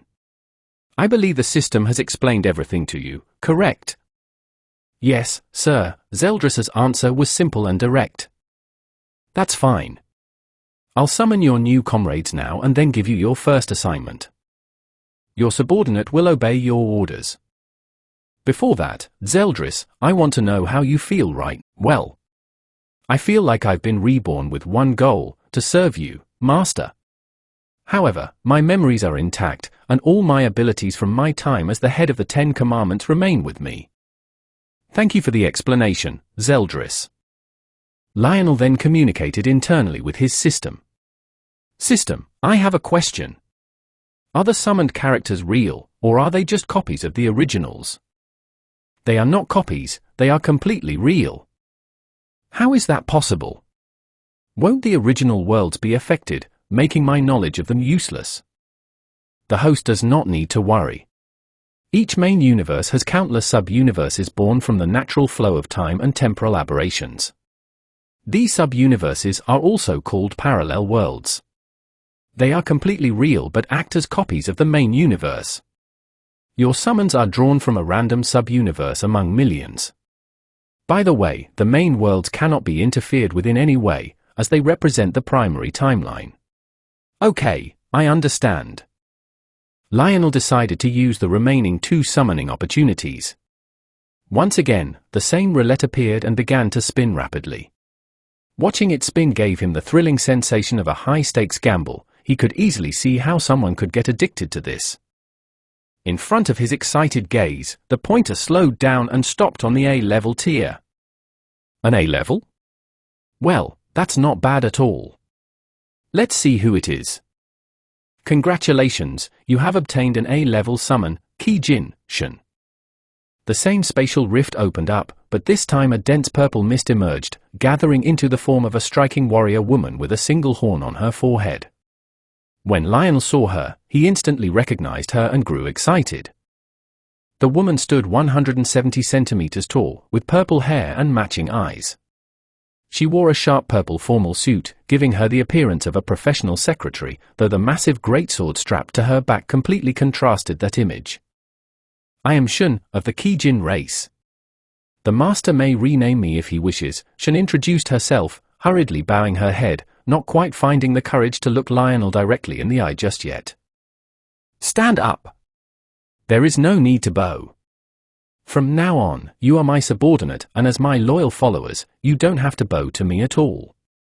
Lionel addressed both of them, realizing he might have to repeat these exact words to the third summon. This could get repetitive, he thought with amusement. Okay, Shun. Your name is perfectly fine and doesn't need to be changed. But since we are going to be a family from now on, Devil D Shun will be your full name. The same goes for you, Zeldris. I think the name will suit you both well. Yes, sir. It is an honor for me to bear your name, Zeldris replied. Despite his calm exterior, his eyes burned with excitement. Thank you for your grace, master. We won't let you down, Shun added, equally thrilled to share her master's name. Since everyone is settled, let's summon your next companion. Congratulations, you have obtained a B-level summon. Ooh? Why did it skip the roulette animation? You requested to use both opportunities at once, so the second draw was executed immediately after the first.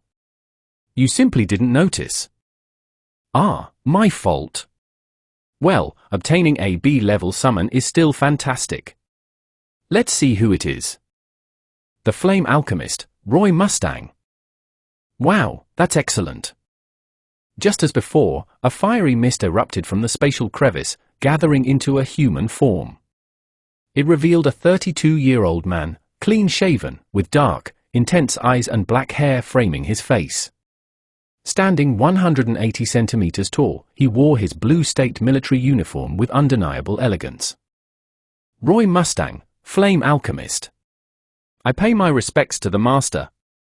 Roy's bow was formal and composed, carrying a sense of duty rather than blind submission. It seemed he, too, had received the necessary introductory knowledge directly from the system. It's great to have a capable subordinate like you, Roy.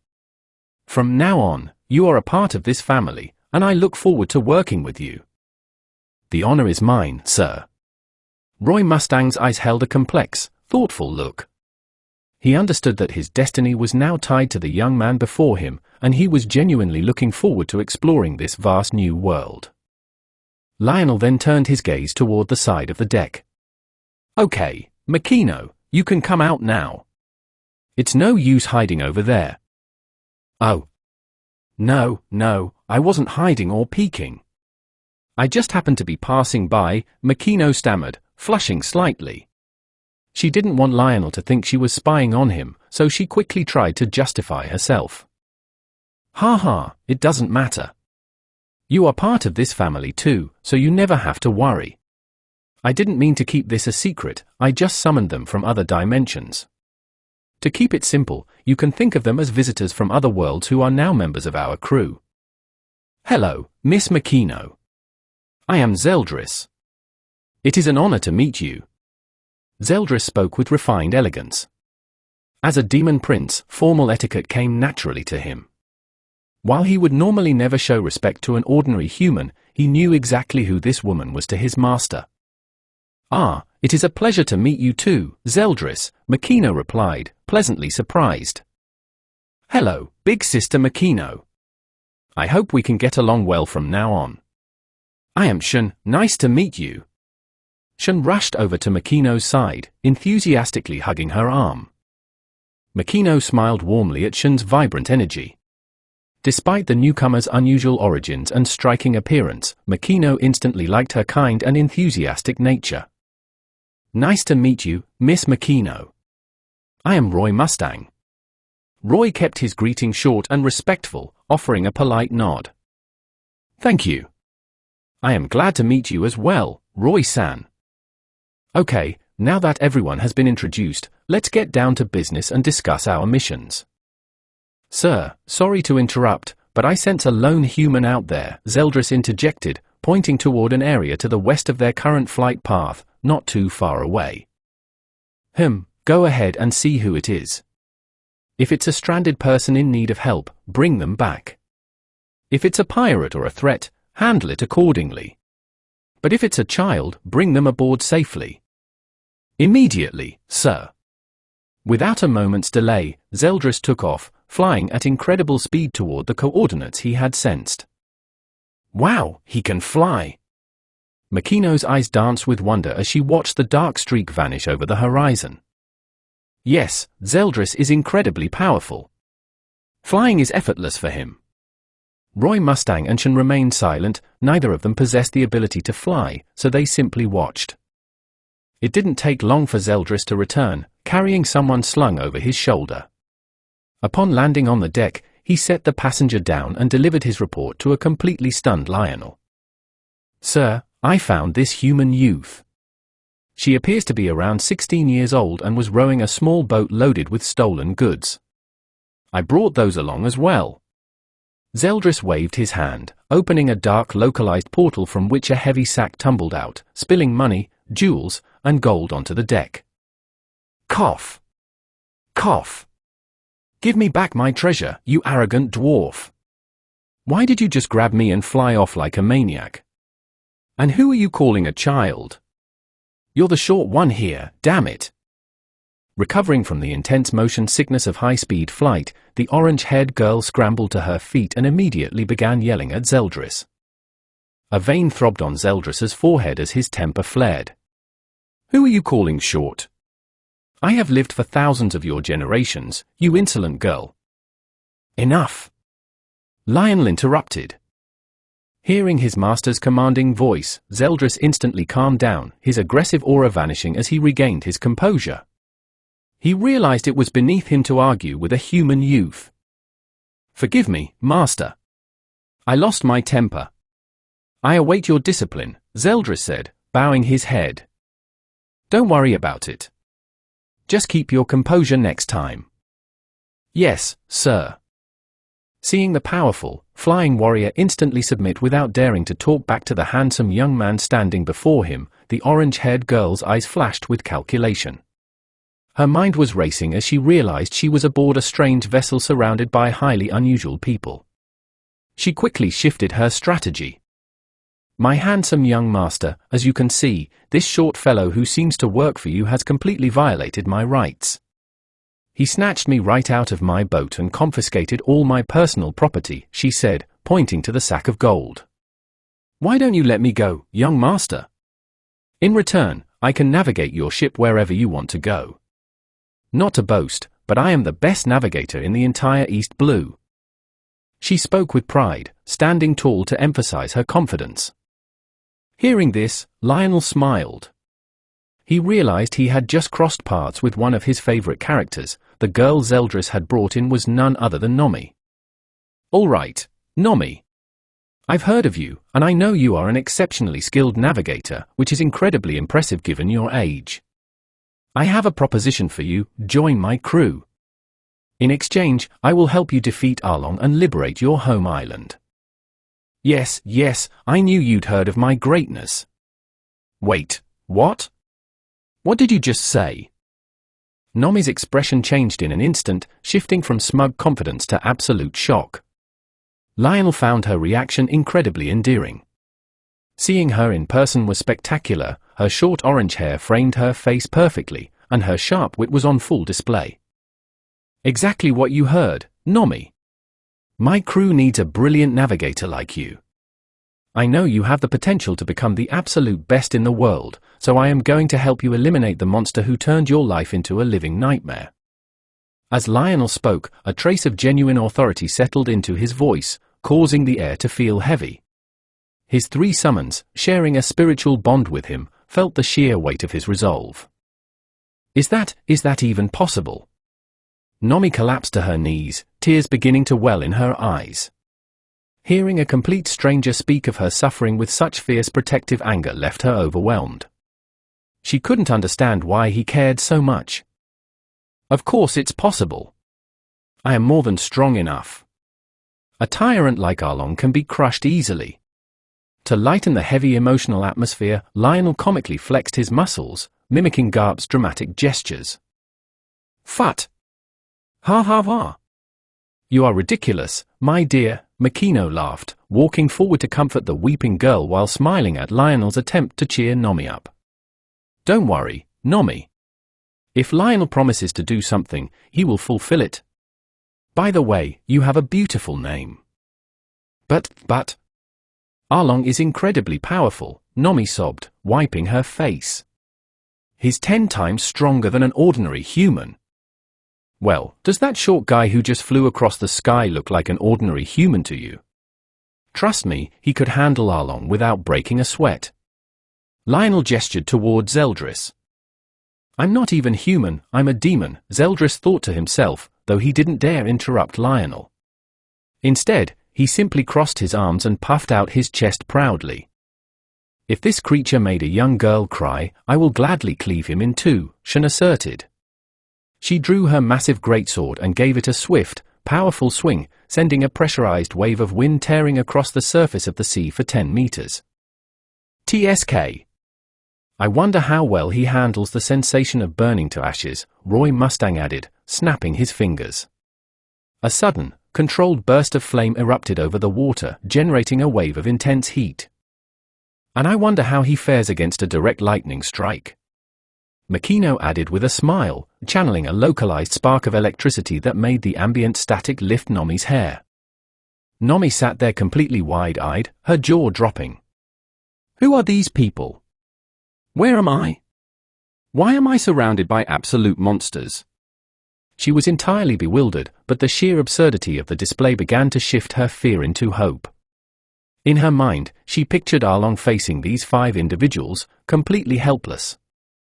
The mental image of her worst nightmare being utterly outclassed made her let out a sudden, breathless laugh that quickly turned into full amusement.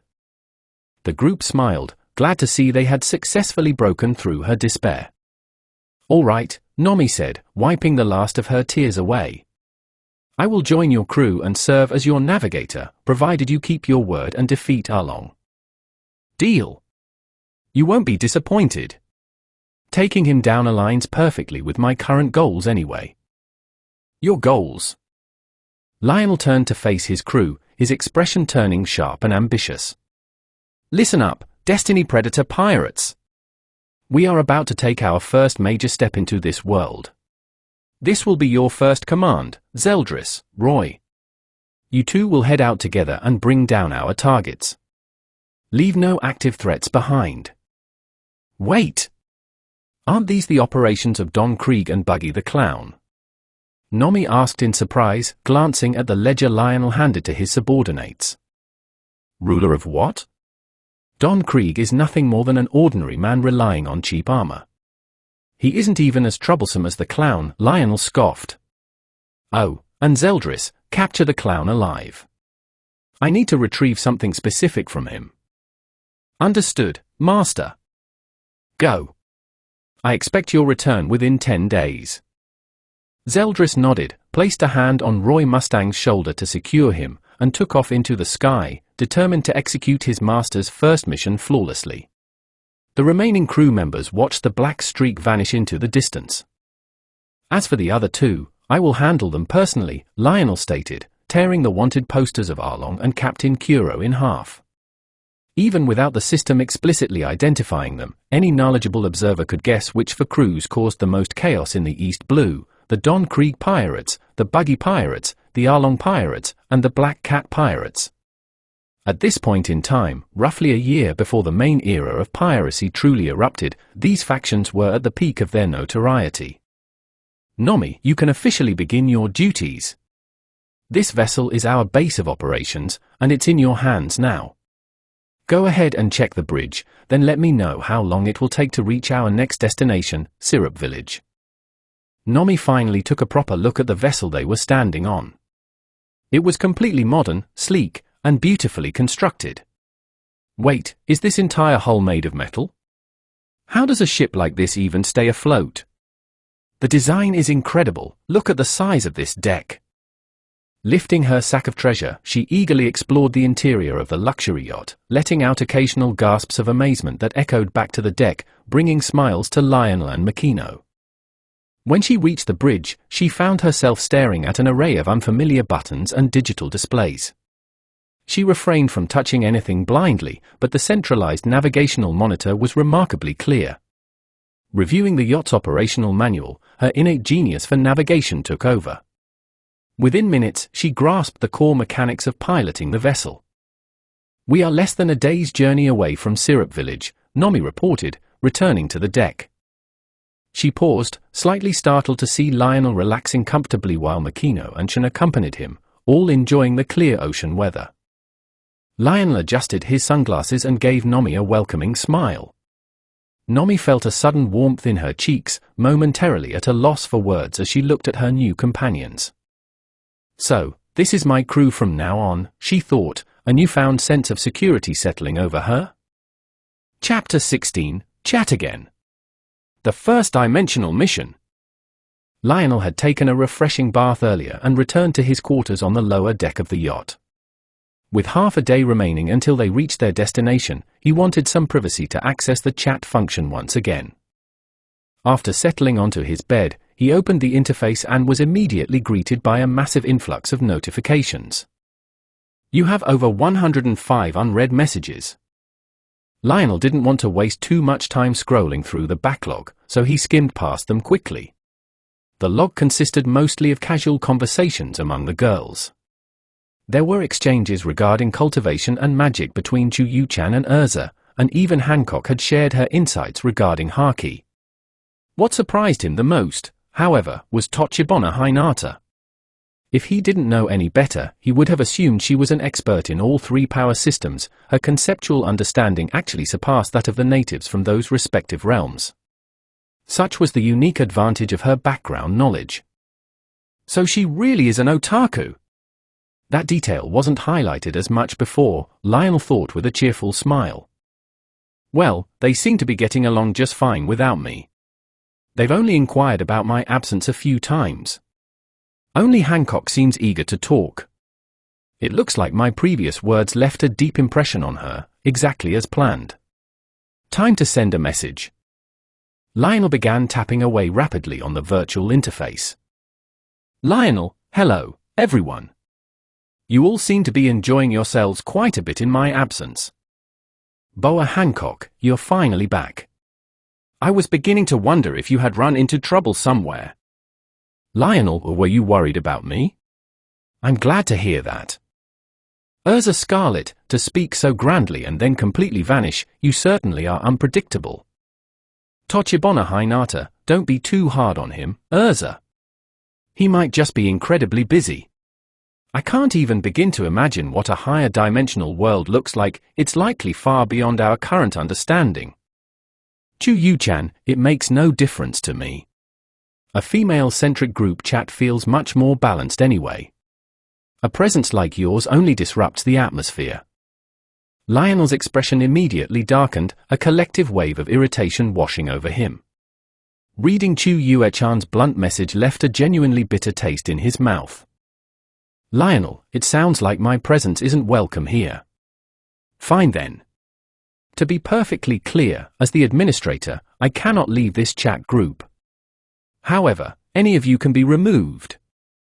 If anyone feels that strongly about it, just let me know, and I will gladly remove you immediately.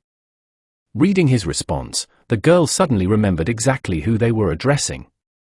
For a moment, a wave of panic swept through the chat, particularly for Chu Yu-chan. She had merely been testing the waters and teasing him. She hadn't expected such a direct, uncompromising boundary from the administrator. It felt incredibly jarring. What should I do? What should I say? Could he actually remove me from the group entirely? Should I apologize? Chu Yu-chan hesitated.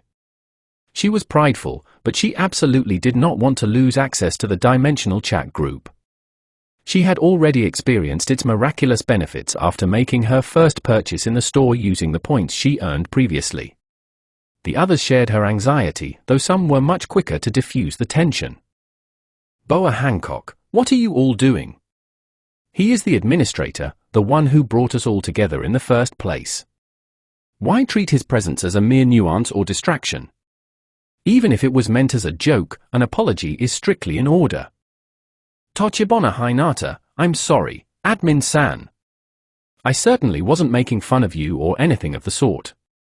Please don't be angry, okay? Pensive face. Hinata wanted to add more, but her thoughts were jumbled. She had seen how quickly the atmosphere turned serious and panicked, fearing he might misinterpret her. The supportive words he had shared with her previously still meant a great deal to her. She had even saved them to read whenever she needed a boost of confidence, and they never failed to bring a smile to her face. Urza Scarlet, I meant no disrespect. I tend to speak bluntly with those I consider close. Please don't take my comment to heart, I apologize if I offended you. Urza felt entirely out of her element, facing a surprisingly delicate social situation. She felt a twinge of guilt, realizing that while her own comment wasn't inherently malicious, the cold message from the Ice Maiden had pushed things entirely over the line, and she had inadvertently contributed to the escalation. Chu-Yu-chan, it was not my intention to offend. I was merely jesting, and I sincerely apologize if my words caused any displeasure. Seeing the immediate shift in their tone, Lionel's irritation softened considerably, but the initial sting remained. It felt as though he had painstakingly organized a gathering for his companions, only to be made to feel like an outsider in his own space. How could he not feel slighted? Suddenly, a prompt flashed before him. A new task has been generated. Description: the system detects that the host has experienced emotional distress, which is unacceptable. You will be temporarily transported to the universe of Against the Gods to directly address Chu-Yu-chan's attitude. During this solo-dimensional mission, time will be completely halted across all dimensions connected to the group chat, except for the target world. Time limit: 3 days. Success reward: Chu-Yu-chan's favorability rating increases significantly, plus 90. Penalty for failure: Chu-Yu-chan will be permanently removed from the group chat, and the host will be barred from ever entering the Against the Gods universe again. A dimensional mission? The penalty is incredibly severe, but the reward is undeniably massive. Did the system generate this task purely in response to my frustration? Or was it Arya? Thinking of Arya made his thoughts turn complicated. She had been giving him the silent treatment ever since he brought Makino into his life, which weighed on him. He wondered why the transition was so difficult for her. It seemed every reincarnated individual had to balance their system's quirks, but dealing with a genuinely stubborn, Tsunda system was an entirely unique challenge. Who are you calling at Tsunda? Why must you always view my intentions in such a light? Arya? You're finally speaking to me again. My goodness, I was worried you were going to ignore me indefinitely. I truly missed your voice, Arya. You truly are hopeless when it comes to your base impulses. I genuinely shouldn't have trusted your earlier assurances. What assurances? I don't recall making any specific promises. Fine, forget it, it seems you genuinely don't remember. Wait, tell me what you mean, Arya. Lionel's demeanor shifted, completely shedding his usual light-heartedness. He understood that his reincarnation process held mysteries he hadn't fully unraveled, and he might have made sacrifices he no longer remembered. While he hadn't dwelt on it before, if it directly involved Arya, it demanded his full attention. It isn't time for you to learn those details yet, and knowing them now wouldn't benefit you. For now, focus on teaching that Ice Maiden a proper lesson. To call you a disruption is unforgivable. I won't overlook it. Does that mean you've forgiven me regarding Makino? Let's just drop the subject. I've moved past it. It wasn't entirely your fault anyway. Ah, thank you, Arya. You're the best. What are you saying? Who is the best? Just focus on your mission. Lionel couldn't help but let out a hearty laugh. A localized spatial wormhole opened over an expansive, grassy landscape, and Lionel stepped through onto the solid ground. Wow, what an unusual sensation! It felt as though I was being stretched and compressed like a piece of elastic thread. Having accepted the dimensional mission, he had been instantly deployed to the world of Against the Gods. Arya, what are my current coordinates, and where exactly are we on the timeline? Blue Pole Star, Profound Sky Continent. You are currently situated on an open plain between the Vermilion Dragon Mountain Range and Floating Cloud City within the Blue Wind Empire, approximately 80 kilometers from the city boundaries. Timeline, exactly 1 year, 3 months, 25 days, and 10 hours prior to the commencement of the primary plot line. Impeccable precision as always, Arya. That's exactly why you're indispensable. HMPH, naturally. I am the absolute best. With only 3 days on the clock, I need to make every second count. Your current parameters are structurally equivalent to a peak sovereign, but you lack refined local techniques. In a direct confrontation with a seasoned peak sovereign, your survival rate would hover around 50% due to their access to profound arts. For maximum safety, I highly recommend acquiring localized cultivation insights and techniques first. Where am I supposed to find a sovereign cultivator out here? Even standard high-tier cultivators are rare in this region. You can accumulate store points by hunting profound beasts within the Crimson Dragon Mountain Range. Once you've secured enough points, you can purchase the Profound Buoyancy skill from the shop to track down a suitable target. Excellent suggestion. Since we're heading that way, I think I'll pay a visit to the local Dragon Emperor and see what resources can be acquired. Lionel moved with lightning speed toward the Vermilion Dragon Mountain Range. Upon entering the perimeter, he launched into an absolute blitz against every profound beast in his path. The outer edges contained mostly elementary and nascent beasts, but as he pushed deeper, true profound beasts, soul profound beasts, and eventually earth profound beasts began to emerge. His point total climbed rapidly with every beast defeated. He fought with raw, unbridled physical force, relying entirely on his bare hands. He moved through the wilderness like an unstoppable force, leaving absolute devastation in his wake. To him, this was the ultimate form of physical refinement and structural conditioning. His fighting style was raw and unpolished, resembling an elite street fighter, and he felt no need to change it. Let the conventional protagonists hold back and keep a low profile to conserve their strength, that simply wasn't his style. By this point, Lionel was completely drenched in combat residue, entirely immersed in the rhythm of the battle. The sector of the mountain range had been turned completely upside down. He made sure to extract the specific attributes of the apex monsters he defeated, prioritizing raw physical and spiritual capabilities. He bypassed low-tier elemental affinities and diluted bloodlines to keep his own status unpolluted, recognizing that the long-term negatives far outweighed any immediate gains. After 5 solid hours of intense, relentless combat, Lionel finally sat down to rest. He presented a terrifying sight, completely covered in the remnants of the battle. Anyone from his crew would have hesitated to look him in the eye. His gaze held an absolute intensity for combat, as if tapping into a forgotten past. Once his pulse slowed and his battle focus receded, he looked down at his hands and surveyed the absolute clearing he had created. He felt no aversion, adrenaline still coursed through his system, demanding more action. His body remained highly energized, but his logical mind took over, suppressing the lingering urge for conflict. He opened his system log to review the accumulated notifications. You have defeated a bear claw beast, level 9, Earth Profound Realm. Rewarded, 190 store points. You have defeated an Earth Profound Dragon, level 10, Earth Profound Realm. Rewarded, 250 store points. You have defeated a Mountain Wolf, level 3, Nascent Profound Realm. Rewarded, 30 store points. You have successfully extracted Silver Grade Physical Strength, Mastery, Advanced, from the Bear Claw Beast.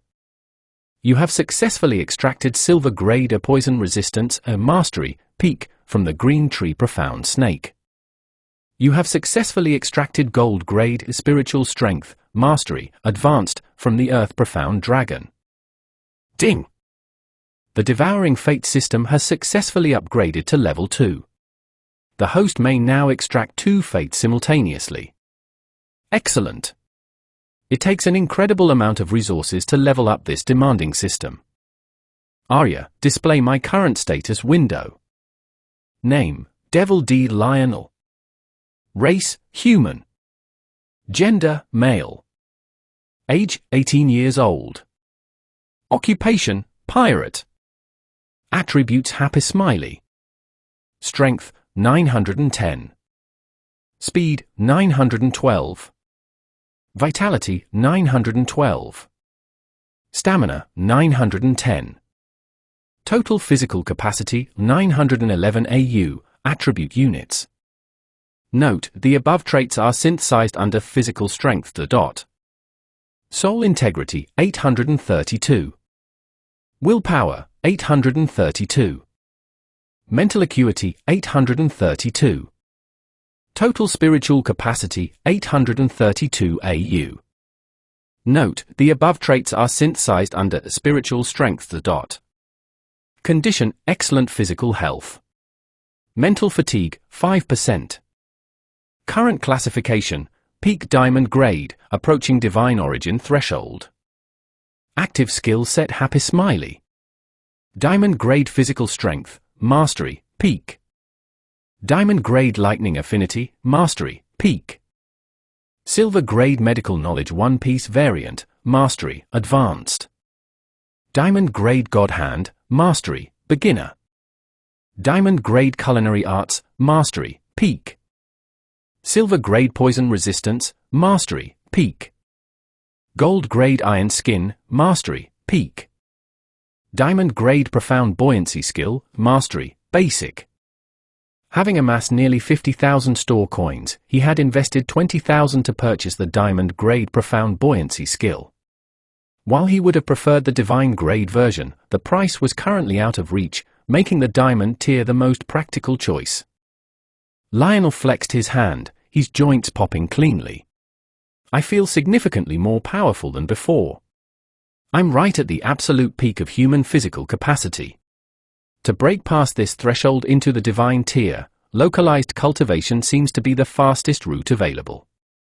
Looking down at his heavily soiled black attire, he decided a thorough cleanup was overdue. He located a nearby stream of crystal clear water, washed away the grime of battle, and then used the shop interface to purchase local cultivator garments. While he didn't overly care about blending in, he genuinely wanted to experience dressing the part of a traditional local cultivator. Dressed in sharp black robes adorned with crimson patterns and golden dragon embroidery, he looked every bit the part of an elegant young master. His dark hair, accented by short silver streaks, framed his face perfectly. Lionel launched himself into the air. With only basic mastery of the buoyancy technique, his immense physical weight made balancing tricky at first, but he quickly adjusted his output. Gaining altitude, he referenced his radar map and set a direct course toward the epicenter of the Vermilion Dragon mountain range. He was going to secure some high-tier dragon meat today. Meanwhile, in a secluded, frost-covered chamber, a breathtakingly beautiful woman stared at a gray, unresponsive holographic interface floating before her eyes in absolute shock and confusion. The display, which had previously glowed with a vibrant golden hue, was now completely dark, bearing only a single line of text. The group chat system is currently unavailable. Please, let this be a mistake, she whispered, her voice trembling. I am sorry, let me return. I will offer a formal apology. I will do whatever is required. Tears fell silently, her traditional blue veil having slipped away long ago to reveal an expression of profound sorrow.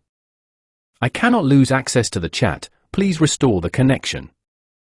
She assumed she had been summarily banned from the platform. In reality, the interface was temporarily locked for everyone simply because Lionel himself was completely offline during his dimensional mission. Chapter 17, Treasure. Obtaining a divine grade item. Meanwhile, Lionel was flying rapidly toward the center of the Vermilion Dragon mountain range. The sensation of flying for the first time was incredibly exhilarating. He felt the breeze gently hitting his skin, though to an ordinary person, a wind at this speed would feel like deadly knives.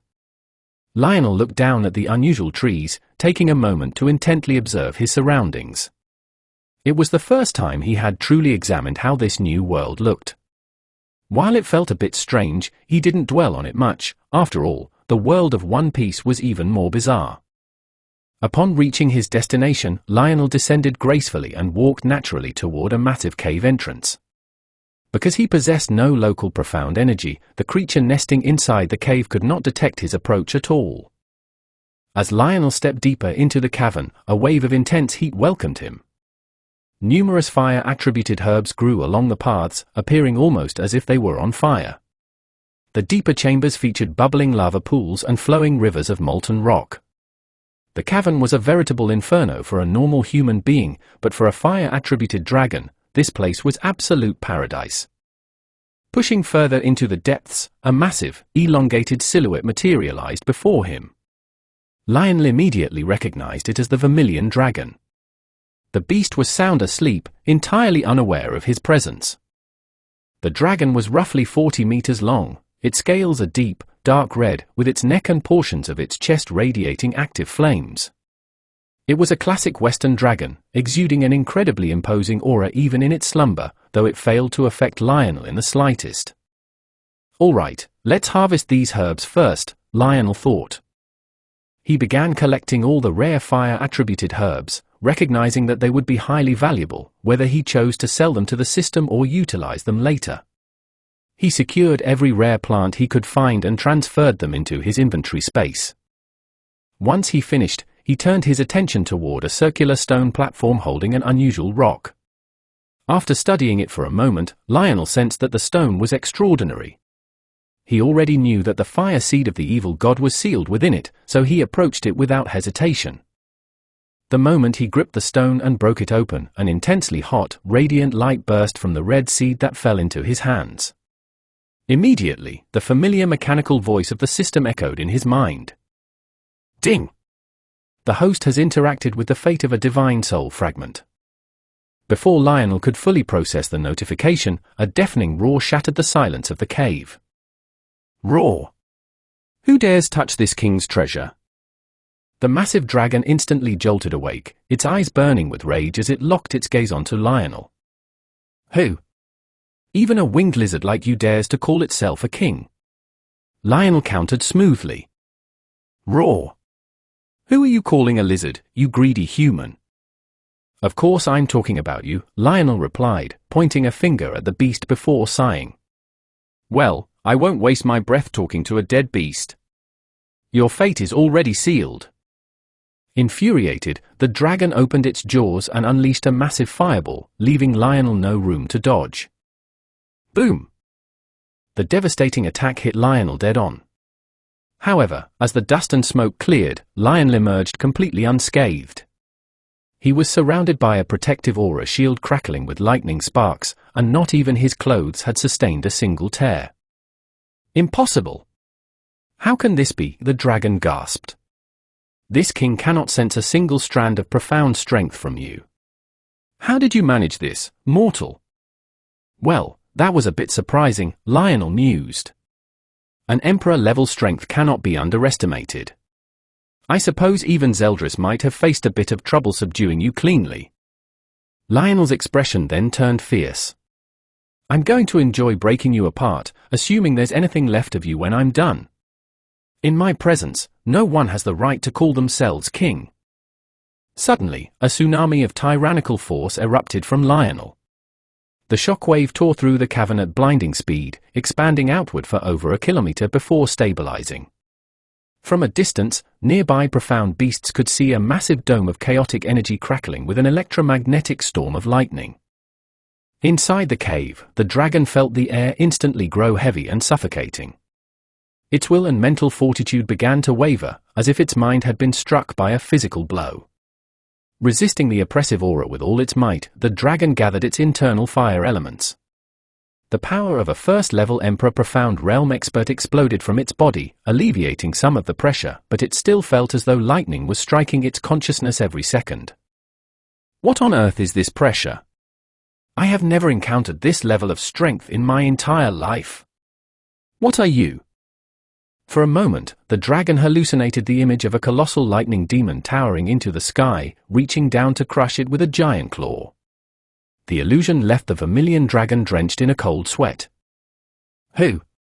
You managed to withstand it." "Not bad," Lionel observed with a fierce smile. He felt a deep sense of accomplishment. He had fully awakened his conqueror's haki. He no longer needed to extract it from anyone else, and his mastery had leaped directly to the intermediate level, bypassing 2 thresholds at once. Given his unique spiritual composition, achieving this level of baseline dominance made perfect sense. Looking at the trembling dragon, Lionel decided not to prolong the encounter. He launched himself forward at lightning speed, targeting the dragon's head. "Wait! Hold on!" Before the dragon could finish its plea, its head exploded under the sheer force of the impact. The headless corpse collapsed heavily to the ground. A system notification flashed in front of Lionel, but he didn't even bother to check the store coins earned from defeating an Emperor-level entity. None of the creature's standard skills caught his eye, and its Emperor-level cultivation and profound veins didn't interest him. However, a true dragon corpse was still an invaluable culinary resource. He stored the massive body away, planning to prepare spectacular dragon meat dishes for his companions later. Looking around, Lionel noted that the cavern was in total disarray from the brief clash. He stepped out of the cave and soared back into the sky. The afternoon sun was still high, so he saw no reason to stop moving. As he flew, he requested Arya to display the attribute breakdown of the fire seed he had just secured. Name: Fire Spirit of the Element Creation God. Attribute classification: Divine Soul Fragment. Age: greater than 1 million years. Capabilities available for extraction: Happy Smiley. Divine Grade Fire Spirit, Mastery, Peak. Divine Grade Fire Element Affinity, 100% Convergence. Innate Ability: Aura of the Fire God, Mastery, Peak. Bloodlines: Happy Smiley. Element Creation God Bloodline, 20% Concentration. Warning: Divine bloodlines cannot be extracted without meeting specific prerequisite criteria. The host may choose up to 2 attributes to extract from this target. Divine Grade Attributes. They are absolutely incredible. "I've truly hit the jackpot," Lionel thought, highly pleased. He knew that absorbing 2 traits from this menu would make his future progression incredibly smooth. It was a pity his 3-day limit wouldn't allow him to plunder every major treasure on the Blue Pole Star. He realized this planet was an absolute goldmine of divine-grade items. "Unfortunately, I can't take everything from this seed right now. Arya, what do you suggest I prioritize?" "I strongly advise against absorbing the divine-grade fire spirit at this stage. Your current diamond-grade lightning spirit would be violently destabilized, leading to a massive soul backlash that your current status could not survive. At the system's current level, I would be unable to shield you from that outcome. It is far safer to upgrade your lightning capabilities to the divine tier first, as that would act as a natural structural upgrade rather than a conflicting element." "I see. Thank you, Arya. If you hadn't warned me, I would have walked right into a disaster. An incomplete integration provides no structural benefit. It is better to revisit the spirit aspect after gathering the corresponding components." "Understood. Then my choice is clear." Without further delay, Lionel initiated the extraction of the fire element affinity and the fire god aura. Commencing extraction: Divine Grade Fire Element Affinity, 100%, an aura of the Fire God, Mastery, Peak, from the Divine Soul Fragment. 0%. 15%. 40%. 55%. 90%. 100%. Extraction successfully completed. Lionel felt a profound, searing sensation wash through his entire being. His vision cleared instantly. The ambient warmth of the sun felt like a welcoming embrace, and the world around him seemed infinitely more vivid. Simultaneously, a divine pressure radiated outward from him, momentarily causing the surrounding space to ripple as if touched by a colossal cosmic force. Across the higher realms, every god emperor instantly broke into a cold sweat. They could clearly perceive it: the undeniable aura of a true god, perhaps even stronger than anything recorded. How could such an aura manifest in this era?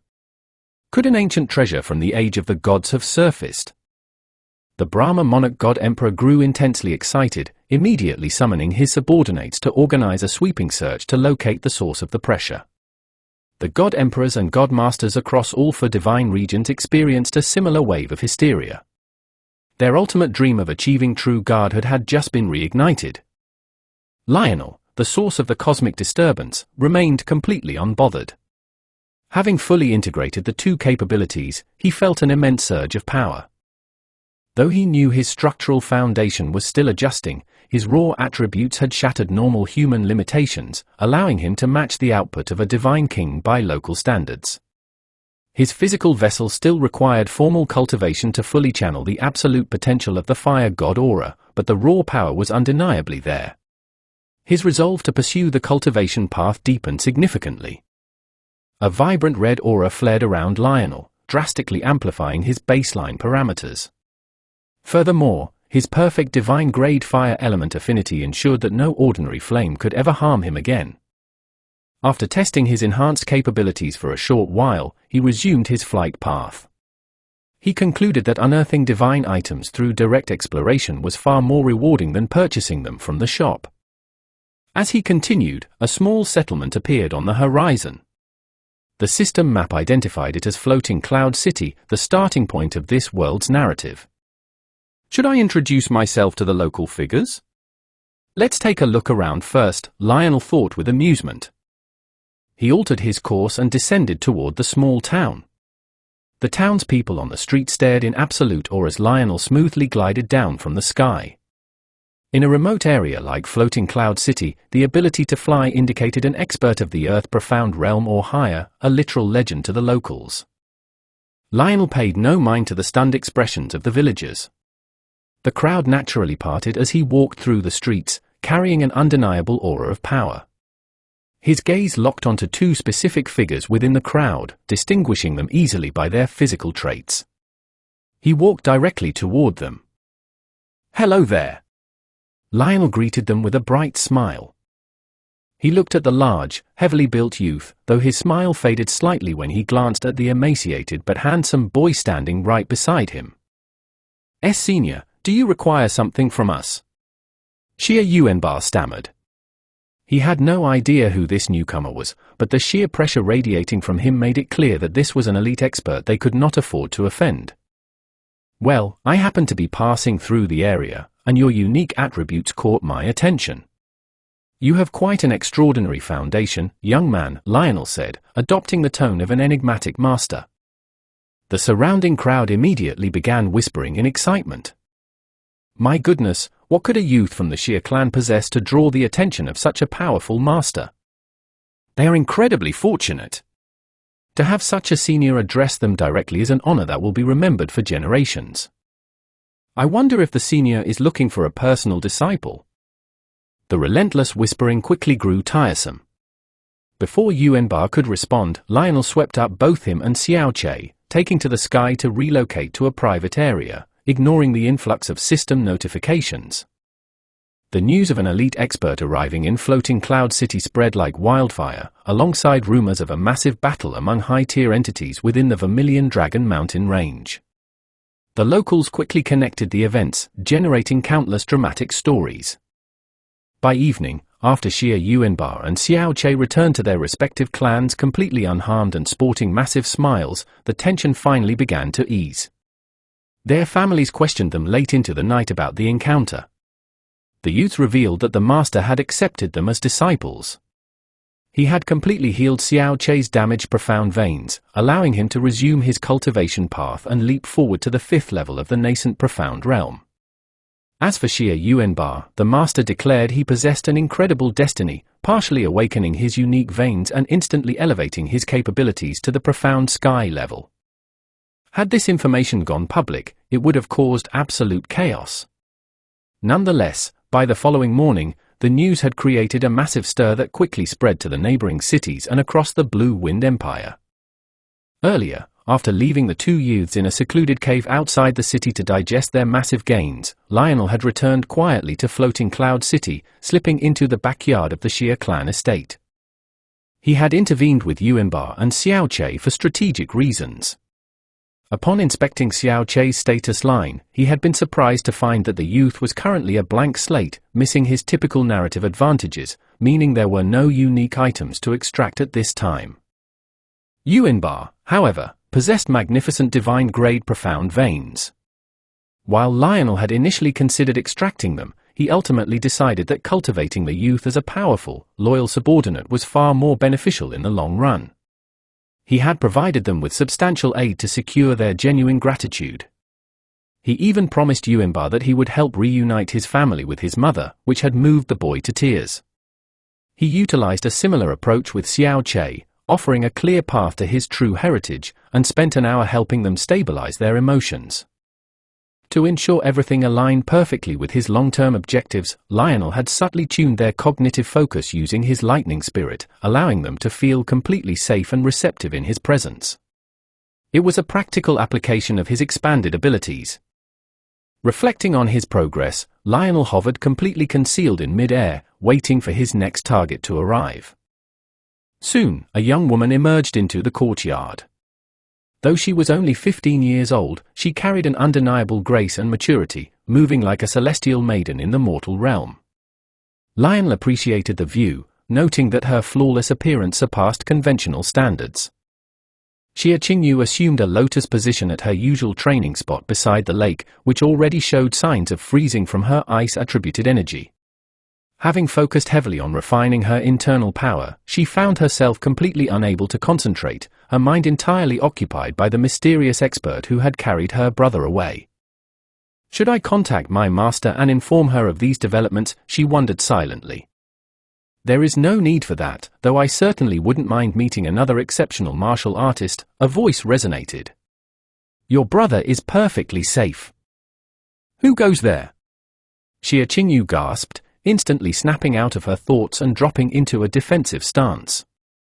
Her profound energy surged, causing the surface of the lake below to freeze instantly. How are you able to hear my inner thoughts? My apologies if I startled you, that wasn't my intention, Lionel said smoothly as he materialized. When I focus, I can partially interpret a person's cognitive waves. He spoke with total composure. His combination of lightning spirit control and conqueror's haki allowed him to read neural impulses with ease. Are you truly looking to initiate a clash with me? I don't mean to discourage you, but the disparity in our strength is immense. Your ice cannot even affect the fabric of my robes. We won't know the outcome until we test it, Xia Qingyu countered coldly. Furthermore, I cannot perceive a single inkling of profound energy from you, as if you were a mere mortal. That makes no sense. You are welcome to try, but I suggest you avoid wasting our time, Lionel replied calmly. He released a microscopic fraction of his fire god aura. Instantly, the entire frozen lake completely vaporized, the rising steam vanishing into nothingness within a fraction of a second. The sudden, intense wave of dry heat made Xia Qingyu's complexion pale slightly. Can an ordinary mortal achieve something like this while suspending themselves in mid-air? Lionel added with a slight smile. Recognizing the absolute futility of a confrontation, Xia Qingyu lowered her ice sword, letting her gathered energy dissipate as she stared at Lionel with a piercing look. Fine. I concede. What is it that you want?